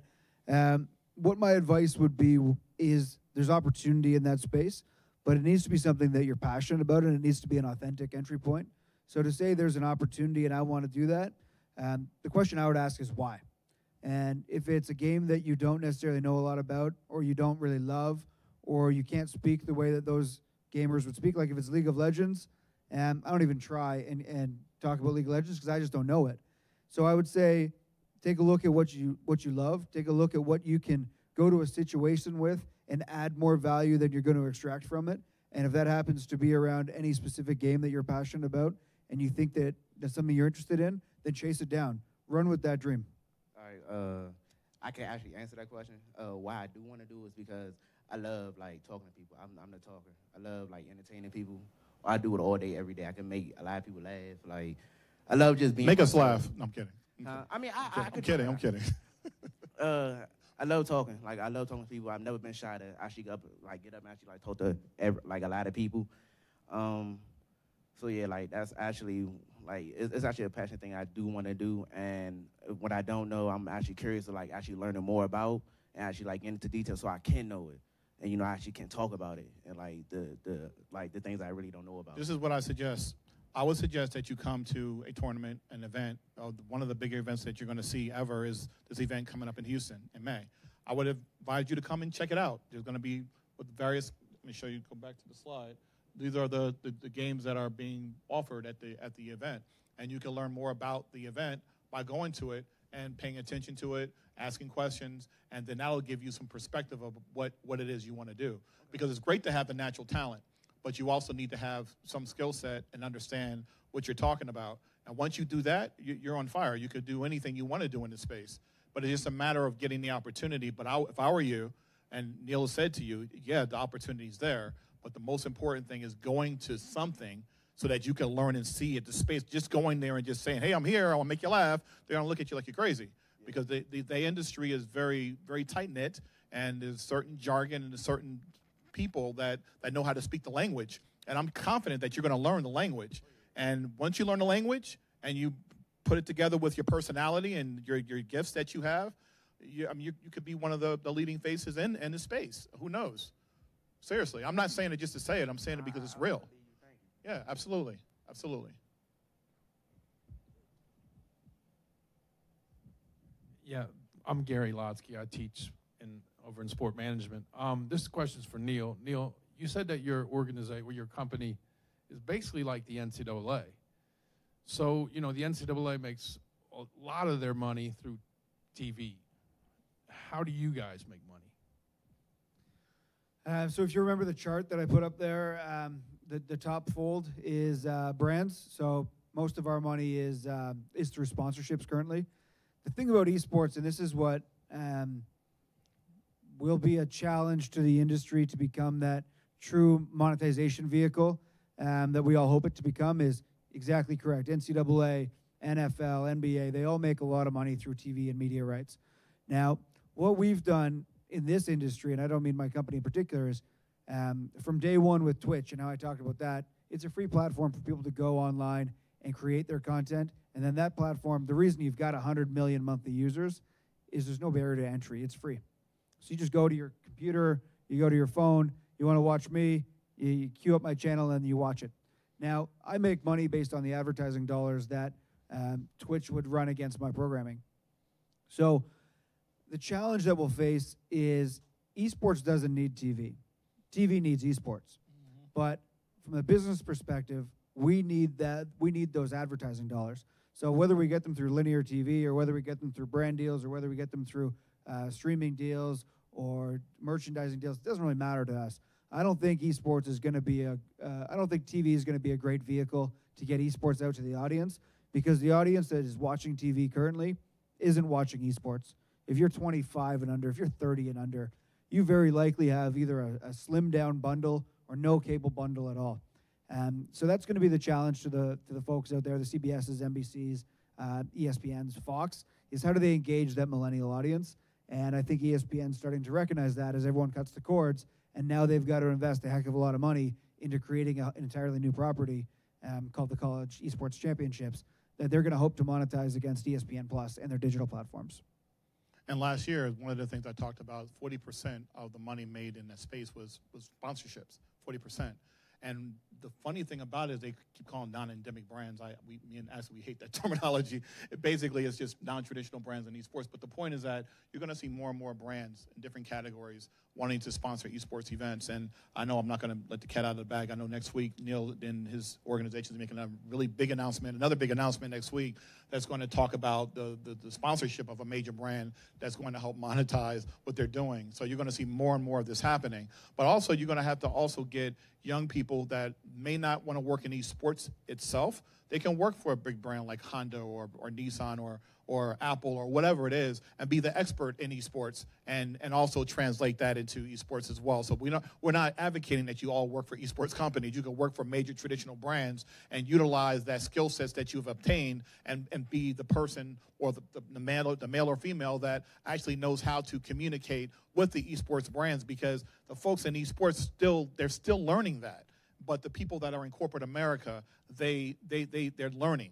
And once they learn what was possible, then you're going to have more and more people going towards maybe corporate and then educating the people in esports. Those are the two biggest opportunities: entrepreneurship and being able to be at a major brand and educating people in that brand, or even at a university to help the brand become help the industry in the brand become what it's supposed to become, what it's destined to become. Yeah, and I'll just add one more point to your question. There is, when you look at apples to apples, esports to traditional sports, esports gets blown away in every capacity from an average annual spend per user. The NFL, I think, the number is roughly like $76 is the average annual spend of an NFL user, and that would be across all mediums. That would be across cable and subscriptions and merchandising and so on and so forth. The average annual spend of an esports enthusiast is like $4. So they're just not at that level yet, and that's where the biggest growth opportunity is how do you get aspirational things that esports fans want to get. And I definitely want to cop a FaZe hoodie, because look at it, look how badass that looks, but I don't have one. But will I spend $80 on that? I definitely would. 2 years ago, not a chance in the world I would have. So that's where the real monetization opportunities exist, is getting that average annual spend up from $4 maybe to $8 or maybe to $10. And then you're going to see a lot of these brands that are in this space turning profits and act more like traditional sports teams. Behind you, over here. Hi, I'm Bethany. I'm a senior majoring in public relations and sport communication. So I've always been fascinated on like how you get someone to come to a live sporting event. Now, what are the differences when you try and market esport events? Like, what are the differences and the similarities between the two? Yeah, I'll take this. I've thrown a lot of esports events, and I've thrown a lot of good ones and a lot more bad ones. It's really hard to drive the audience off their couches and out of their houses. As we can see today, listen, we got 30 people here. We probably got 65, 70 seats. So it's hard to get people away from what they're comfortable with. So to market it from a PR perspective, we draft a lot of press releases, and we work with some of the best agencies in the company. And we know that when we push send on that press release, it's going to go to a heck of a lot of people. And we get all of those reports back the next day. Now, the challenge is those are all the wrong people. And we do it from a business optics perspective, because we want to be able to go into the next brand and say, hey, here's our portfolio. This is all the cool stuff we did with XYZ brand. Here's our press release. We got 74 million views on it. And at the end of the day, converted to 0 ticket sales. So what we need to do is use the mediums that our users engage on. So I've got a big announcement next Wednesday. We're hosting a press conference. We're going to announce our grand finals for 2019, which is going to take place at the end of April, and it's going to be in Atlantic City, which is exciting. It's a new destination. We're using historic Boardwalk Hall. That's all confidential information amongst us friends here in the room. It's streamed live, but not confidential anymore. It's out there now. Anyhow, so what our challenge is we're going to rely so heavily on the grassroots marketing initiatives that we know gamers are going to use. So let me go around the room here. I want to see 3 people put up their hands. If you're a gamer, how would I speak to you as a brand? Like, how would you hear about my message? What would be the methods? Twitch is phenomenal. YouTube's good. Twitter's excellent. Any social media. There's one in particular I'm looking for.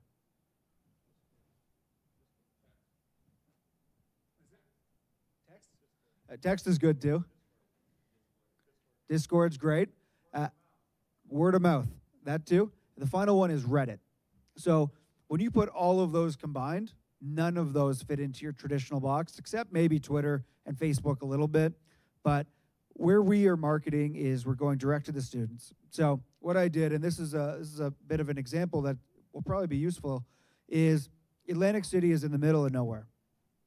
What I did was I dropped a pin in Atlantic City on the map, and I drew a big circle of 100 miles of radius. Okay, so how am I going to attract people in the 100-mile radius, which is a reasonable drive? So we're going to run buses from all the local schools, from St. Peter's, from Rutgers, into New York City, all the way into Philadelphia, because we want to get the gamers there. We got to incentivize them. So they buy a ticket. Okay, great. Maybe you buy a $20 ticket, and we subsidize the $14 a bus cost that it would take.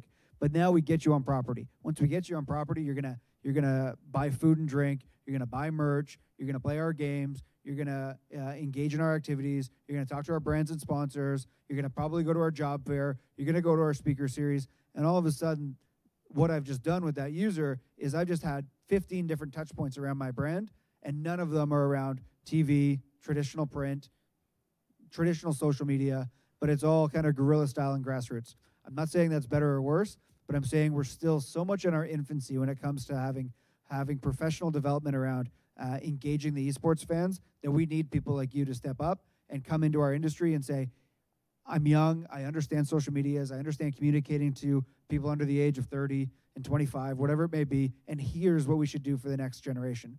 Because using the outlets that have been used, tried and tested time and time again, they continue to fail.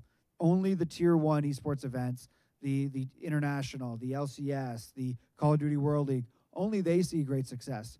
And the challenge that most people see is when you run a big event like this, they're going to lose money. So it's more of a marketing spend for most of these big brands, whereas smaller companies like myself, we can't really afford to lose hundreds of thousands of dollars on an event. So that's why we have to employ these different tactics.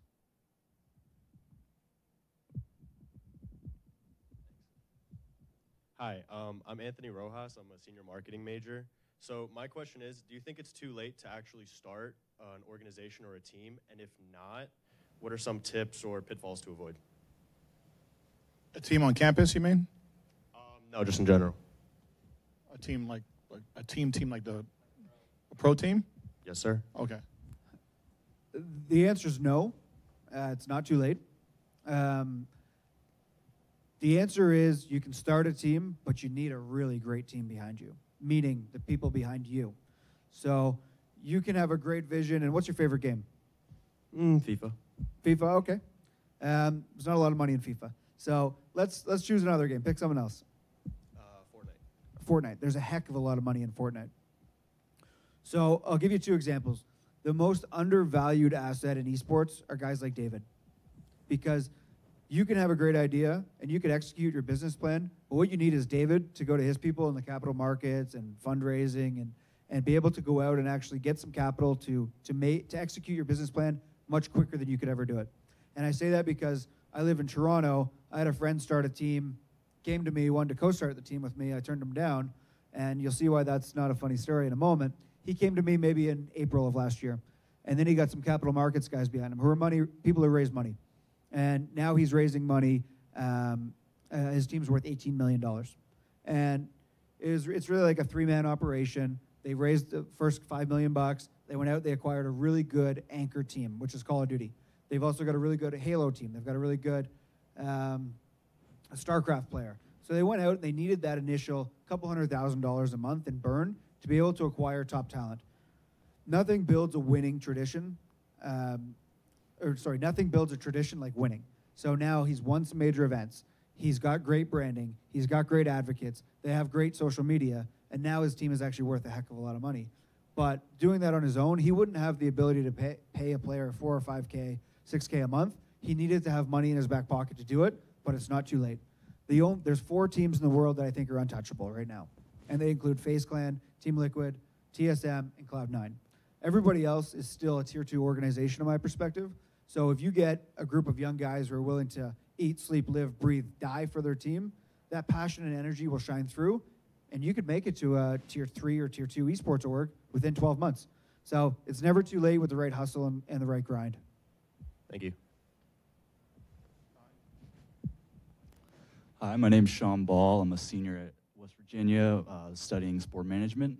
My question is, we see a lot of emerging technologies coming for video games like VR, AR, and for David Chen, how do you see VR in, like, let's say 10, 20 years changing the competitive aspect of esports? It's funny, I just had this conversation like 3 days ago. You know, VR really, I think, is about 5 years behind, honestly, at where it is now. But obviously, it's going to come down to the user and what the user likes and wants, right? I mean, when I was in college, Halo just came out. It was a big thing. Everyone liked Halo. It was a big deal to connect your Xboxes together. Everyone could do it. I mean, now, you know, now everyone's doing what they're doing, right? It's likability and how quickly the demographic can accept it. So Fortnite, which when it first came out, I mean, when I first saw Fortnite, I was like, I'm not going to download this. Is crazy, right? And it started catching on so much fire that everyone started doing it, and I started doing it. You know, it was one of those games that really went there. So it really comes down to likability and the ability to access it. If you follow a model like Fortnite, which was free, right? It's completely free. All your downloads, all your platforms, you could do it. But what they didn't mention was you can buy a skin and make $380 million a month and go from there, right? It's the hook. And so VR companies or companies like that can figure that part out. That's how they're going to win, right? And it has to be guys, the major drivers that like it and that really think it's cool and can actually play it and go from there.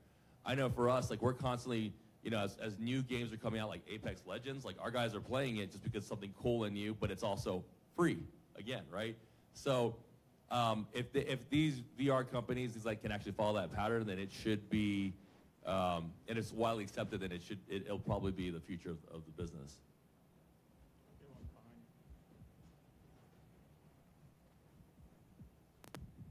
Hi, my name is David. I'm a strategic communications senior at WVU here with a PR emphasis. I just wanted to say with Ashley, what you said about community, it's more a comment, less than a question, but what you said is so important to me. It really resonated about community and telling a player's story. I feel like I'm constantly watching Twitch, and you only hear the bad stories. Hopefully you know them if you don't, with like Double Lift's family and the unfortunate events with his mother and his entire family, and Shiver with her breast cancer, an incredible story and how she's inspiring people. You know, I lived in France, and I had a friend from Czech Republic who was an international student, and he was telling me how his parents had never left the country because when they were kids, it was still communist. And so I think there are so many people with unique stories that just deserve to be shared. I guess the question I have is that kind of an untapped market in the esports, that you have these phenomenal players and up front at face value, they're just good players, but they've got their struggles and just interesting backgrounds. How can we capitalize on that to make it a bit more interesting and personal? So that's funny that you asked that you made that comment, because, you know, for us, I think we're just, you know, marketing experts, right? So we come from the traditional sports space. And so that's why, you know, we're looking at this space in esports and saying, man, nobody is really telling these gamers stories. And so for us, it's like, man, we want to do that. Now, do we have the time to? Not sure. But for us, that is something that is totally untapped, because when you, like I said, if you just go to the players' lobby and you look at some of these different articles that are written about some of these gamers, they are very in-depth. I mean, it's literally like, I mean, it's authentic. And so, like I said, I think that's something that's totally untapped. I wouldn't be surprised, like I said earlier, if the Players Tribune didn't try to acquire the Players Lobby, because, like I said, they're the blueprint. And at the end of the day, you're starting to see all these different gamers that are wanting to build their brand, right? They're you know, they want to be associated with the teams, but they also want to build their brands. And it's really what you saw. Well, it's what you see now in the NBA. It's what you see now in the NBA. I mean, look at someone like Kawhi Leonard, who people thought that he was crazy for turning down Nike, but he wanted to build his brand with New Balance. Look at what Puma is doing. Puma has signed all these guys because those guys, those players are wanting to build their brand, you know, basically being the face of Puma. So I don't see that being any different in esports, where you have these gamers that are wanting to build their brand. So I think that's really is really untapped, and that's why I think when you have these different gamers that are, for example, in the 2K League, it's only the second year that the NBA 2K League has been around, and so I look at that as a way. When we went and checked out Dime, Dimes, he was, I think it was the first pick last year. He literally, he didn't have a logo. He just had, you know, a Gmail account. I mean, it was like, man, this was the #1 pick in an NBA 2K draft, first ever. There's so much opportunity. But again, it's people like you that are, you know, that kind of see what the potential is. So now it's just a matter of attacking it now. And so, and to piggyback off, Ash said, you know, that's what he did for a living. I mean, with LaDainian Tomlinson, with Kennedy Jet Smith, with Ray Lewis, when he had the murder charge against him. I mean, Ashley's the one that cleaned up. I'm not saying cleaned it up, but Ashley wasn't there when it happened. I mean, let me correct that. He wasn't there when it happened, but when he took him on as a client, he was like the Olivia Pope, the male version of Olivia Pope, making sure that his social media was cleaned up. And so with students like you, if you were in our class right now and you're telling us this, we would say, because Ashley and I don't have time to do it, we don't have the bandwidth to do it, we would get a student like Bethany, for example, who's majoring in communications, and say, hey, are you interested in telling stories? And then we would go to Neil and to Dave and say, give us some of your players and bring them down to West Virginia and let's interview them, and you tell a story for them. You guys are in such a unique position that we were never in growing up, because you have social media at your fingertips. And a lot of young people don't use it to their benefit. They use it to use selfies and take pictures and showing all stuff that has nothing to do with their future. And you guys have, and look at this center that you're in here. I mean, this is amazing. And you could use this space as a training ground, as a playground, for God's sake, to create someone's brand here. Content is king. And you create content for a player, you could now become like almost like an agent, like a Jerry Maguire of esports, because a lot of these guys, other than Ninja, most of these guys don't have any agents. They don't know anybody that can educate them on this stuff and tell their story. Now, he just triggered a thought. We were at the Esports Business Summit in Vegas last year. Oh, yeah. Yep. And literally, there was a panel of pro gamers. One guy, Mike LaBelle, he's a pro gamer for Censor from Clan. From FaZe Clan, and all these different pro gamers. And some of the gamers we were talking to, and we're like, those Adidas, did you pay for those? Or is Adidas sending you, care packages? And they were like, oh, I paid for them. And Mark and I looked at each other like, this guy has 1 million followers. Mm-hmm. Why are you paying for Adidas Yeezy Boost? There's no reason for that. You work out. He was buff, like he's a workaholic in the gym. And we're thinking Muscle Farm. Why don't you have a brand deal with Muscle Farm or Men's Health or Muscle and Fitness? Men's Health or Men's. Yeah, and so that's really for us when we saw that. We're like, man, all these different gamers, they're not thinking of themselves as a brand. They're only looking at themselves like it's just gamers. Right. But they're not, So I mean, that opportunity is huge right now. And the funny thing was, right when we said that, the room found out about my background in the shoe industry, found out about athletes' background. Between both of us, we have 47 years of experience in the industry. I mean, that's nuts. And the agent for that person ran up to me and Ashley and said, can you help us? No self-respecting sports agent will walk up to another potential agent and say, can you help us? That will never happen. You won't have any clients. And that's when we realized that if we wanted to be agents, we could be in a second. But we're not ready for that yet. But the opportunity for the community piece and telling stories, and if that's something that you're passionate about, you're meeting two of the biggest people in the industry right here that are connected to every player on the planet, okay? So if you're interested in that, you should not leave this room without getting their information and getting to know them and trying to build that and trying to create something different for the community. Yeah, I definitely look forward to talking with you more. I'm in the workshop tomorrow too, so I'm really excited for that. Awesome. I don't want to ramble, but I did have 2 comments. As far as players branding themselves, you really don't see it, and you see more that players are, I think this is a personal opinion, kind of the Twitter outrage culture. You see a lot of players who, when they were kids, the bad things get dug up. But I think good things like Ninja and you guys know Dr. Disrespect, these guys are fantastic in branding themselves. I think, I don't know exactly, but Dr. Disrespect got like signed with a production company, is making commercials. Like this guy, he's older, so he knows, but it's phenomenal how he's monetizing himself.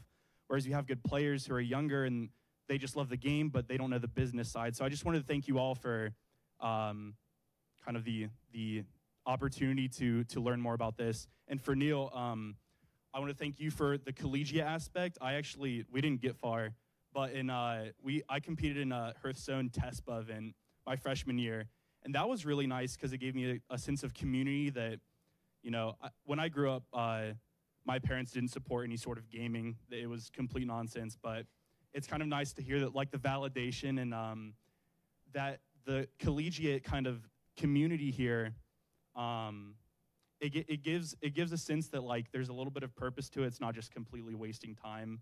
I don't know. I just thought it was interesting that you were into that, and I was very inspired. Yeah, listen, you're exactly right. It's not a waste of time.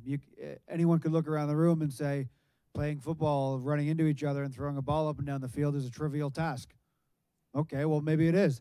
Maybe you're passionate about it, and God love West Virginia football, but playing a video game, Hearthstone, if you're passionate about it, being passionate and connecting to other like-minded people is what this world is all about. So whether that be through football, through basketball, through Hearthstone, through Overwatch, through Magic the Gathering, or whatever it may be, there's a spot for you and there's a community for you, and you're welcome in it.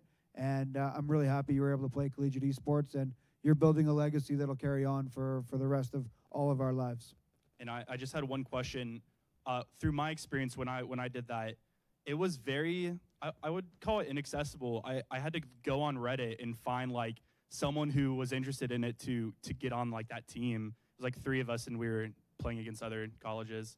I think we're starting to get more awareness with like events like this, but how do you try, if you do, to make it more accessible for people to understand that, you know, that you can actually get into this a bit more and it's not just, you know, playing around?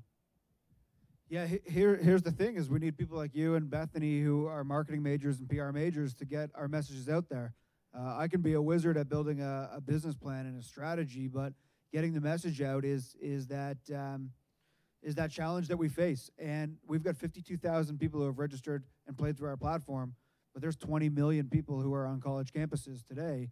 And I would venture a guess that half of them, if not more, would be interested in playing in some kind of competitive, social, or casual tournament, whether that be new Call of Duty Mobile that was just announced yesterday, or PUBG Mobile, or Fortnite, or Hearthstone, or Magic the Gathering.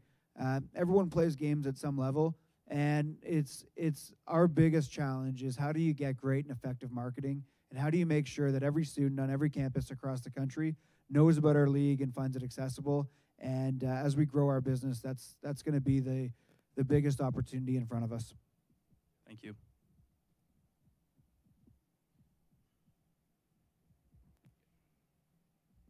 Oh, hey, my name is Jose. I'm an industrial engineering senior here. I guess my question is more for Dave. So I'm curious to know how similar are traditional sports teams to esports teams in the way you take care of your players, yeah, that kind of stuff. I mean, I could tell you that it's developing, and we're much more conscientious and aware of it. I think it's just the current time that we're at. You know, we don't want anyone to burn out.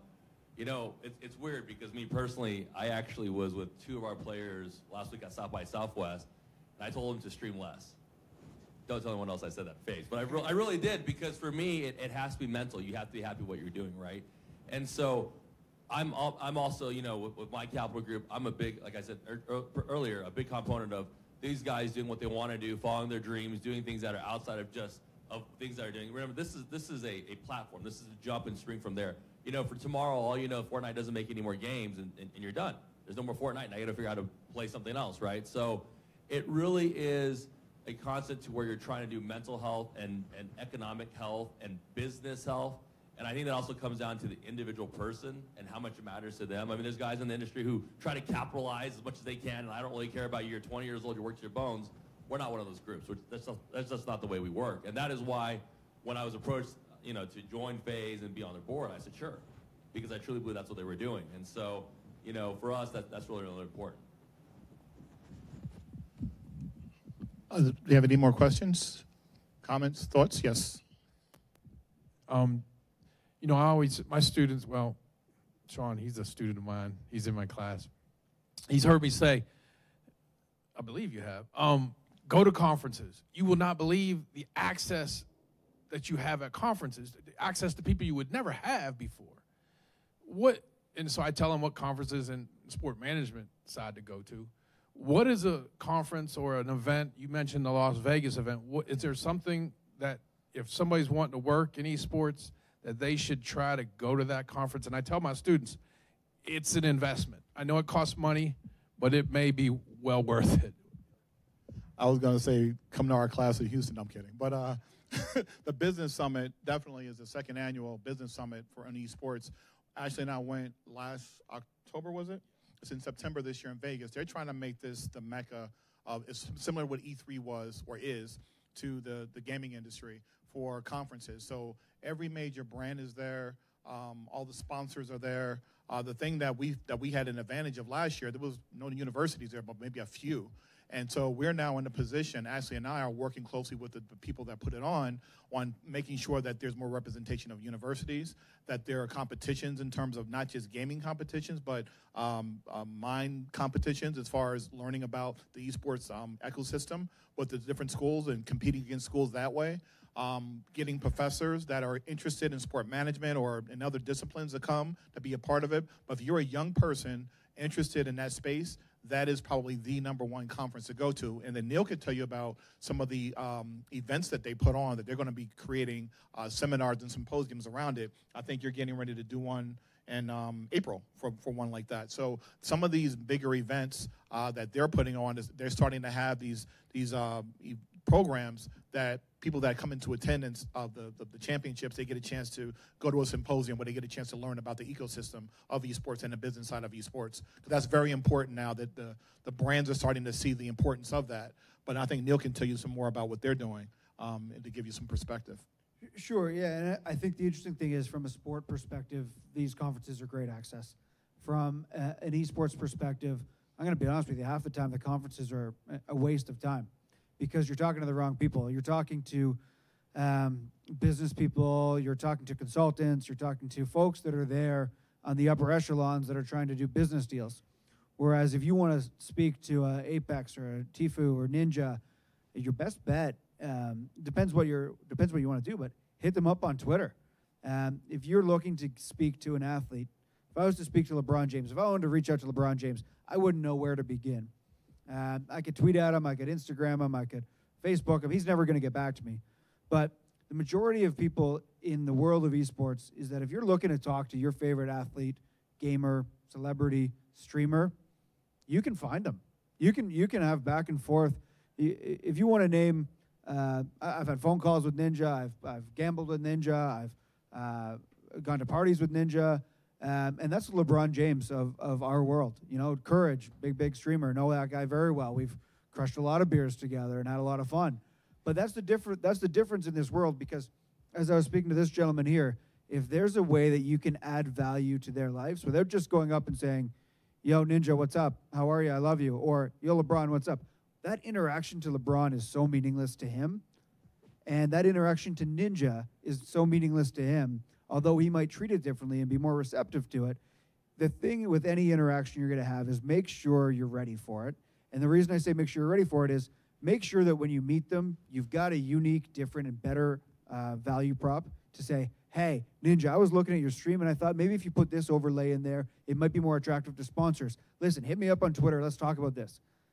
Now you pique his interest, because going to a conference, and I've done, I don't know, hundreds of these talks, and I'm really enthusiastic because my main thing is I want to get esports education into the hands of students. So I'll speak to anyone day and night about that because I'm passionate about that. But from a business leader perspective, there's not a lot of times where I go to a conference and I walk away with either new contacts or deals done, because a lot of them are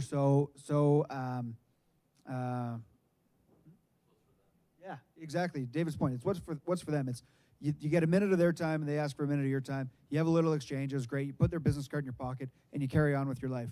So what I would say is, no matter who you're trying to speak to, whether it be from a player side, whether it be a streamer side, whether it be player, streamer, team, brand, so on and so forth, is reach out to them in the right method.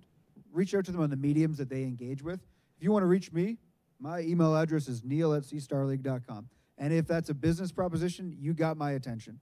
If you want to reach out to me and talk about something else, hit me up on Twitter, hit me up on DMs on Instagram. I'm on those, and I'm on those every day. I'll respond to those. But just keep that in mind, that conferences are really great for the traditional media, but the esports conferences that are out there for young people trying to get in, unless you're trying to do traditional business deals, they're a waste of your time.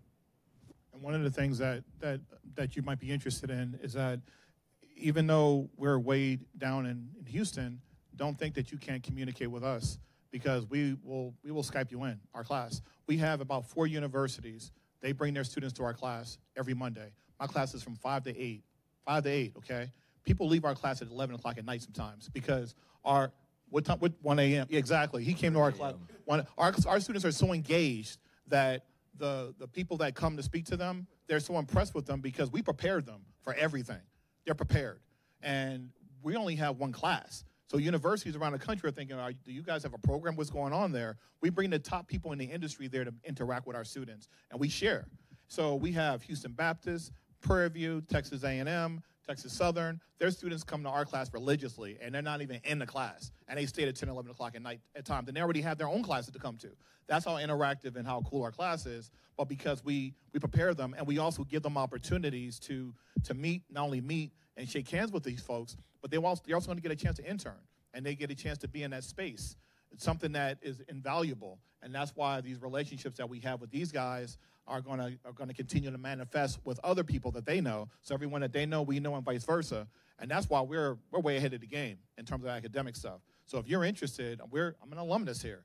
For God's sake, tap into us and utilize our resources. And Dr. Watson knows me. We've known each other for 7 years. So we're here to open up our doors to all of you guys that are interested in learning about the things that we've learned already. And we are interfacing with 9 universities now. We've already started a program down at St. Peter's.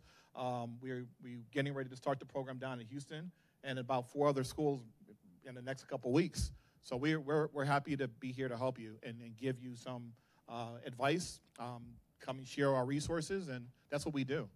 And the esports space is very collaborative. That's the other thing that the NBA and the NFL isn't right now. They're not going to let you just come in and work with the Boston Celtics or the Lakers. That's not going to happen. But if you have a good relationship in this space right now, this is the time to get in. And the fact that you have 2 of the leading people in the world right in front of you, you walk out of here and not talking to them, that's a problem. If you really are serious about this space, would you say so, my brother? Yeah, or come tomorrow. Come watch, yes, listen, enjoy. We were here from 9 to 3. It's very rare where you get unadulterated, raw attention like this from some industry leaders like this. This has been informative for me. I'm so impressed with the guys that are on either side of me. I've really enjoyed this. I just want to add one thing to this, too. Here's what I want to add. There's no limitation besides the one you want to put on yourself. So if you're like, oh, man, I got to go to Houston, and it's going to be $400, well, don't buy the new pair of Yeezys and get down to Houston and learn. I mean, my whole entire life, and if you look at my backstory, I shouldn't be sitting here. And that's just the honest truth. And so I tell you this because if you want to learn and you want to educate yourself and you want to start a team and you want to start a stream and you want to be a journalist, go and do it. But take the time and learn it on your own because you want to learn it. If you don't do that stuff, it's because you didn't want to do it. It's literally that simple, right? Just like you wanted to be here on a Thursday night instead of out drinking or partying with your friends, you're sitting here listening to us talk because you wanted to be here, right? So I just want to add that into my final thoughts on this industry. You know, you can come in here and you can do what you want to do as long as you want to do it, right? And that's all that matters. And in this day and age with the internet, you guys will be perfectly fine as long as you put the effort into it. You'll be okay. Final thoughts, Neil? No, David said it perfectly. Let's get out there, be open to opportunities, take some risks, bet on yourself, and at the end of the day, you'll be good. You've got so many more opportunities than guys like David and I and Ash and Mark. If you guys want something, go chase it, and you'll be fine. Ash. One last thing is final thoughts for the students in here, but also for faculty. Research. You know, that's one of the things that has been monumental for us. Is we've done so much. We've been researching this industry for like almost 2 years now, and so you know, just some different sites you can jot down: Esports Observer, esportsinsider.com, you know, Front Office Sports. Those are different sites. Synopsis Esports. I can't remember the URL, but you can just Google it. But those are like 3 or 4 different resources that you literally can go to every single day and read about the industry to learn what's going on in the industry. And the more you learn about the industry, the more, you know, you'll have a better idea of what lane that you want to fit in. And so for us, because we've done that, we said our lane is the higher education space. And so we've carved our niche into this space. And so you guys can do the same thing. I mean, it's the matter of just researching and figuring out, you know, what your passion is. And for us, it's education. That's why we're here.